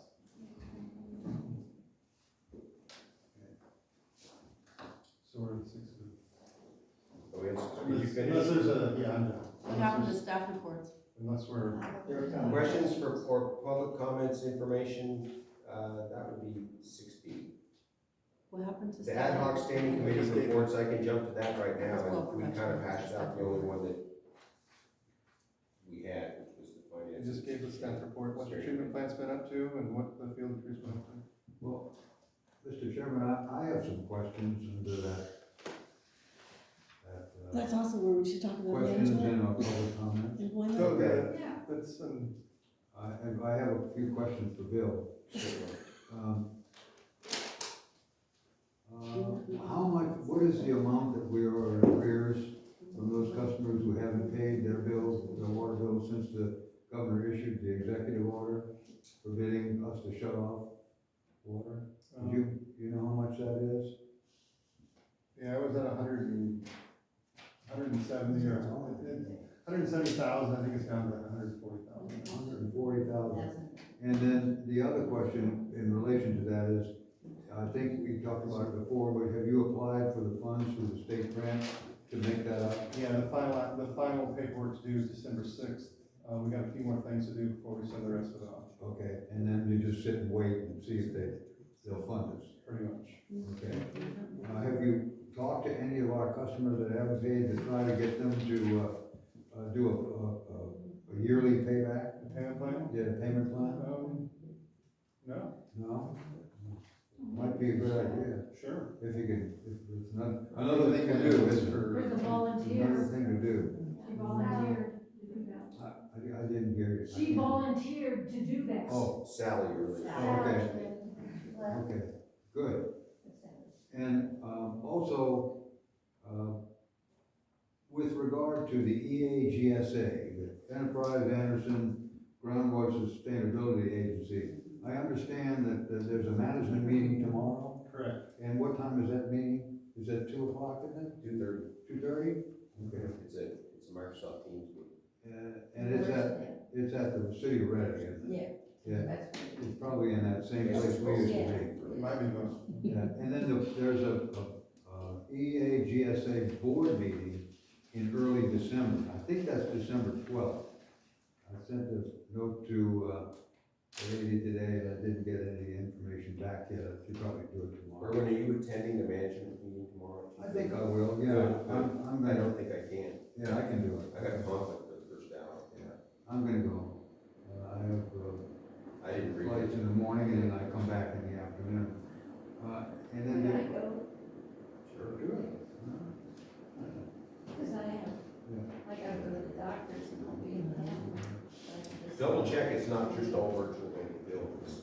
I know I got a virtual in Oh, mind. did you? Yeah, I can forward it to you, but I well- think it might be held in person and, I'll call Josh. At the yeah, city. while it's there. Yeah. In the city. Maybe you can do it. Stand by. Okay. Or you can keep going on. Oh, okay. Well, and I know that Jim had that question about what's the status, I had the same question. The status of the search for the new gentleman. I'd like to know where we are. So the applications that we received have been forwarded to the personnel committee, Okay. and we were waiting tonight to appoint another person of the personnel committee. Yeah, okay, so it's kind of in limbo until the new personnel committee is. Well, now. Jim's here. Jim will be on the personnel.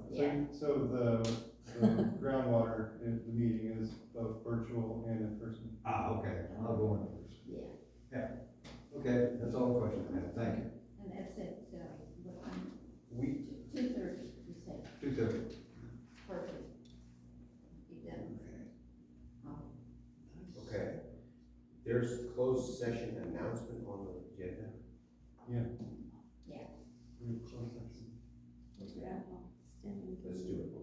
You guys wanna go in the other room now? Yeah, Is everybody? Standing committee is before that, is that coming up or not? You guys discussed some important things at the finance committee that should have been brought up to the whole board. Direct Dave, mentioned a few things about the need for a forensic audit. That was one of the things that was discussed at that committee meeting. Are you gonna report on that tonight?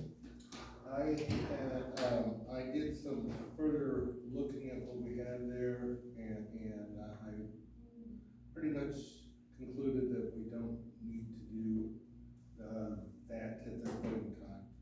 You know, the questions, you know, I had some questions I didn't wanna get too close to, because, you know, finding the information is one thing, and finding the information in a way that will stand up in court is another. But I was able to look at it and decide that what I was most concerned about. In lieu of the presentation on the time cards, and that, does that impact your decision? That would be a separate issue. Okay. You know, I don't know at what point in time, you know, all of these separate issues become one, but. Well, let's deal with the one we got in front of us that we're going into closed session for. Well, we missed Let's deal with agenda the one 6C. We're dealing with which is here, what we're that we're trying to going into figure closed out. session for. So that completes your report of the finance committee relative to our discussions. Well, I mean, we can, you know, probably read the mental report that we did. Yeah. You know, so go over the supplemental one and then. Yeah, the supplemental one was the. Well, I'm just saying, you know, 30 days talking about. yeah, that was, yeah. I have a question, how many there are farmers? What? Farmers, Hello?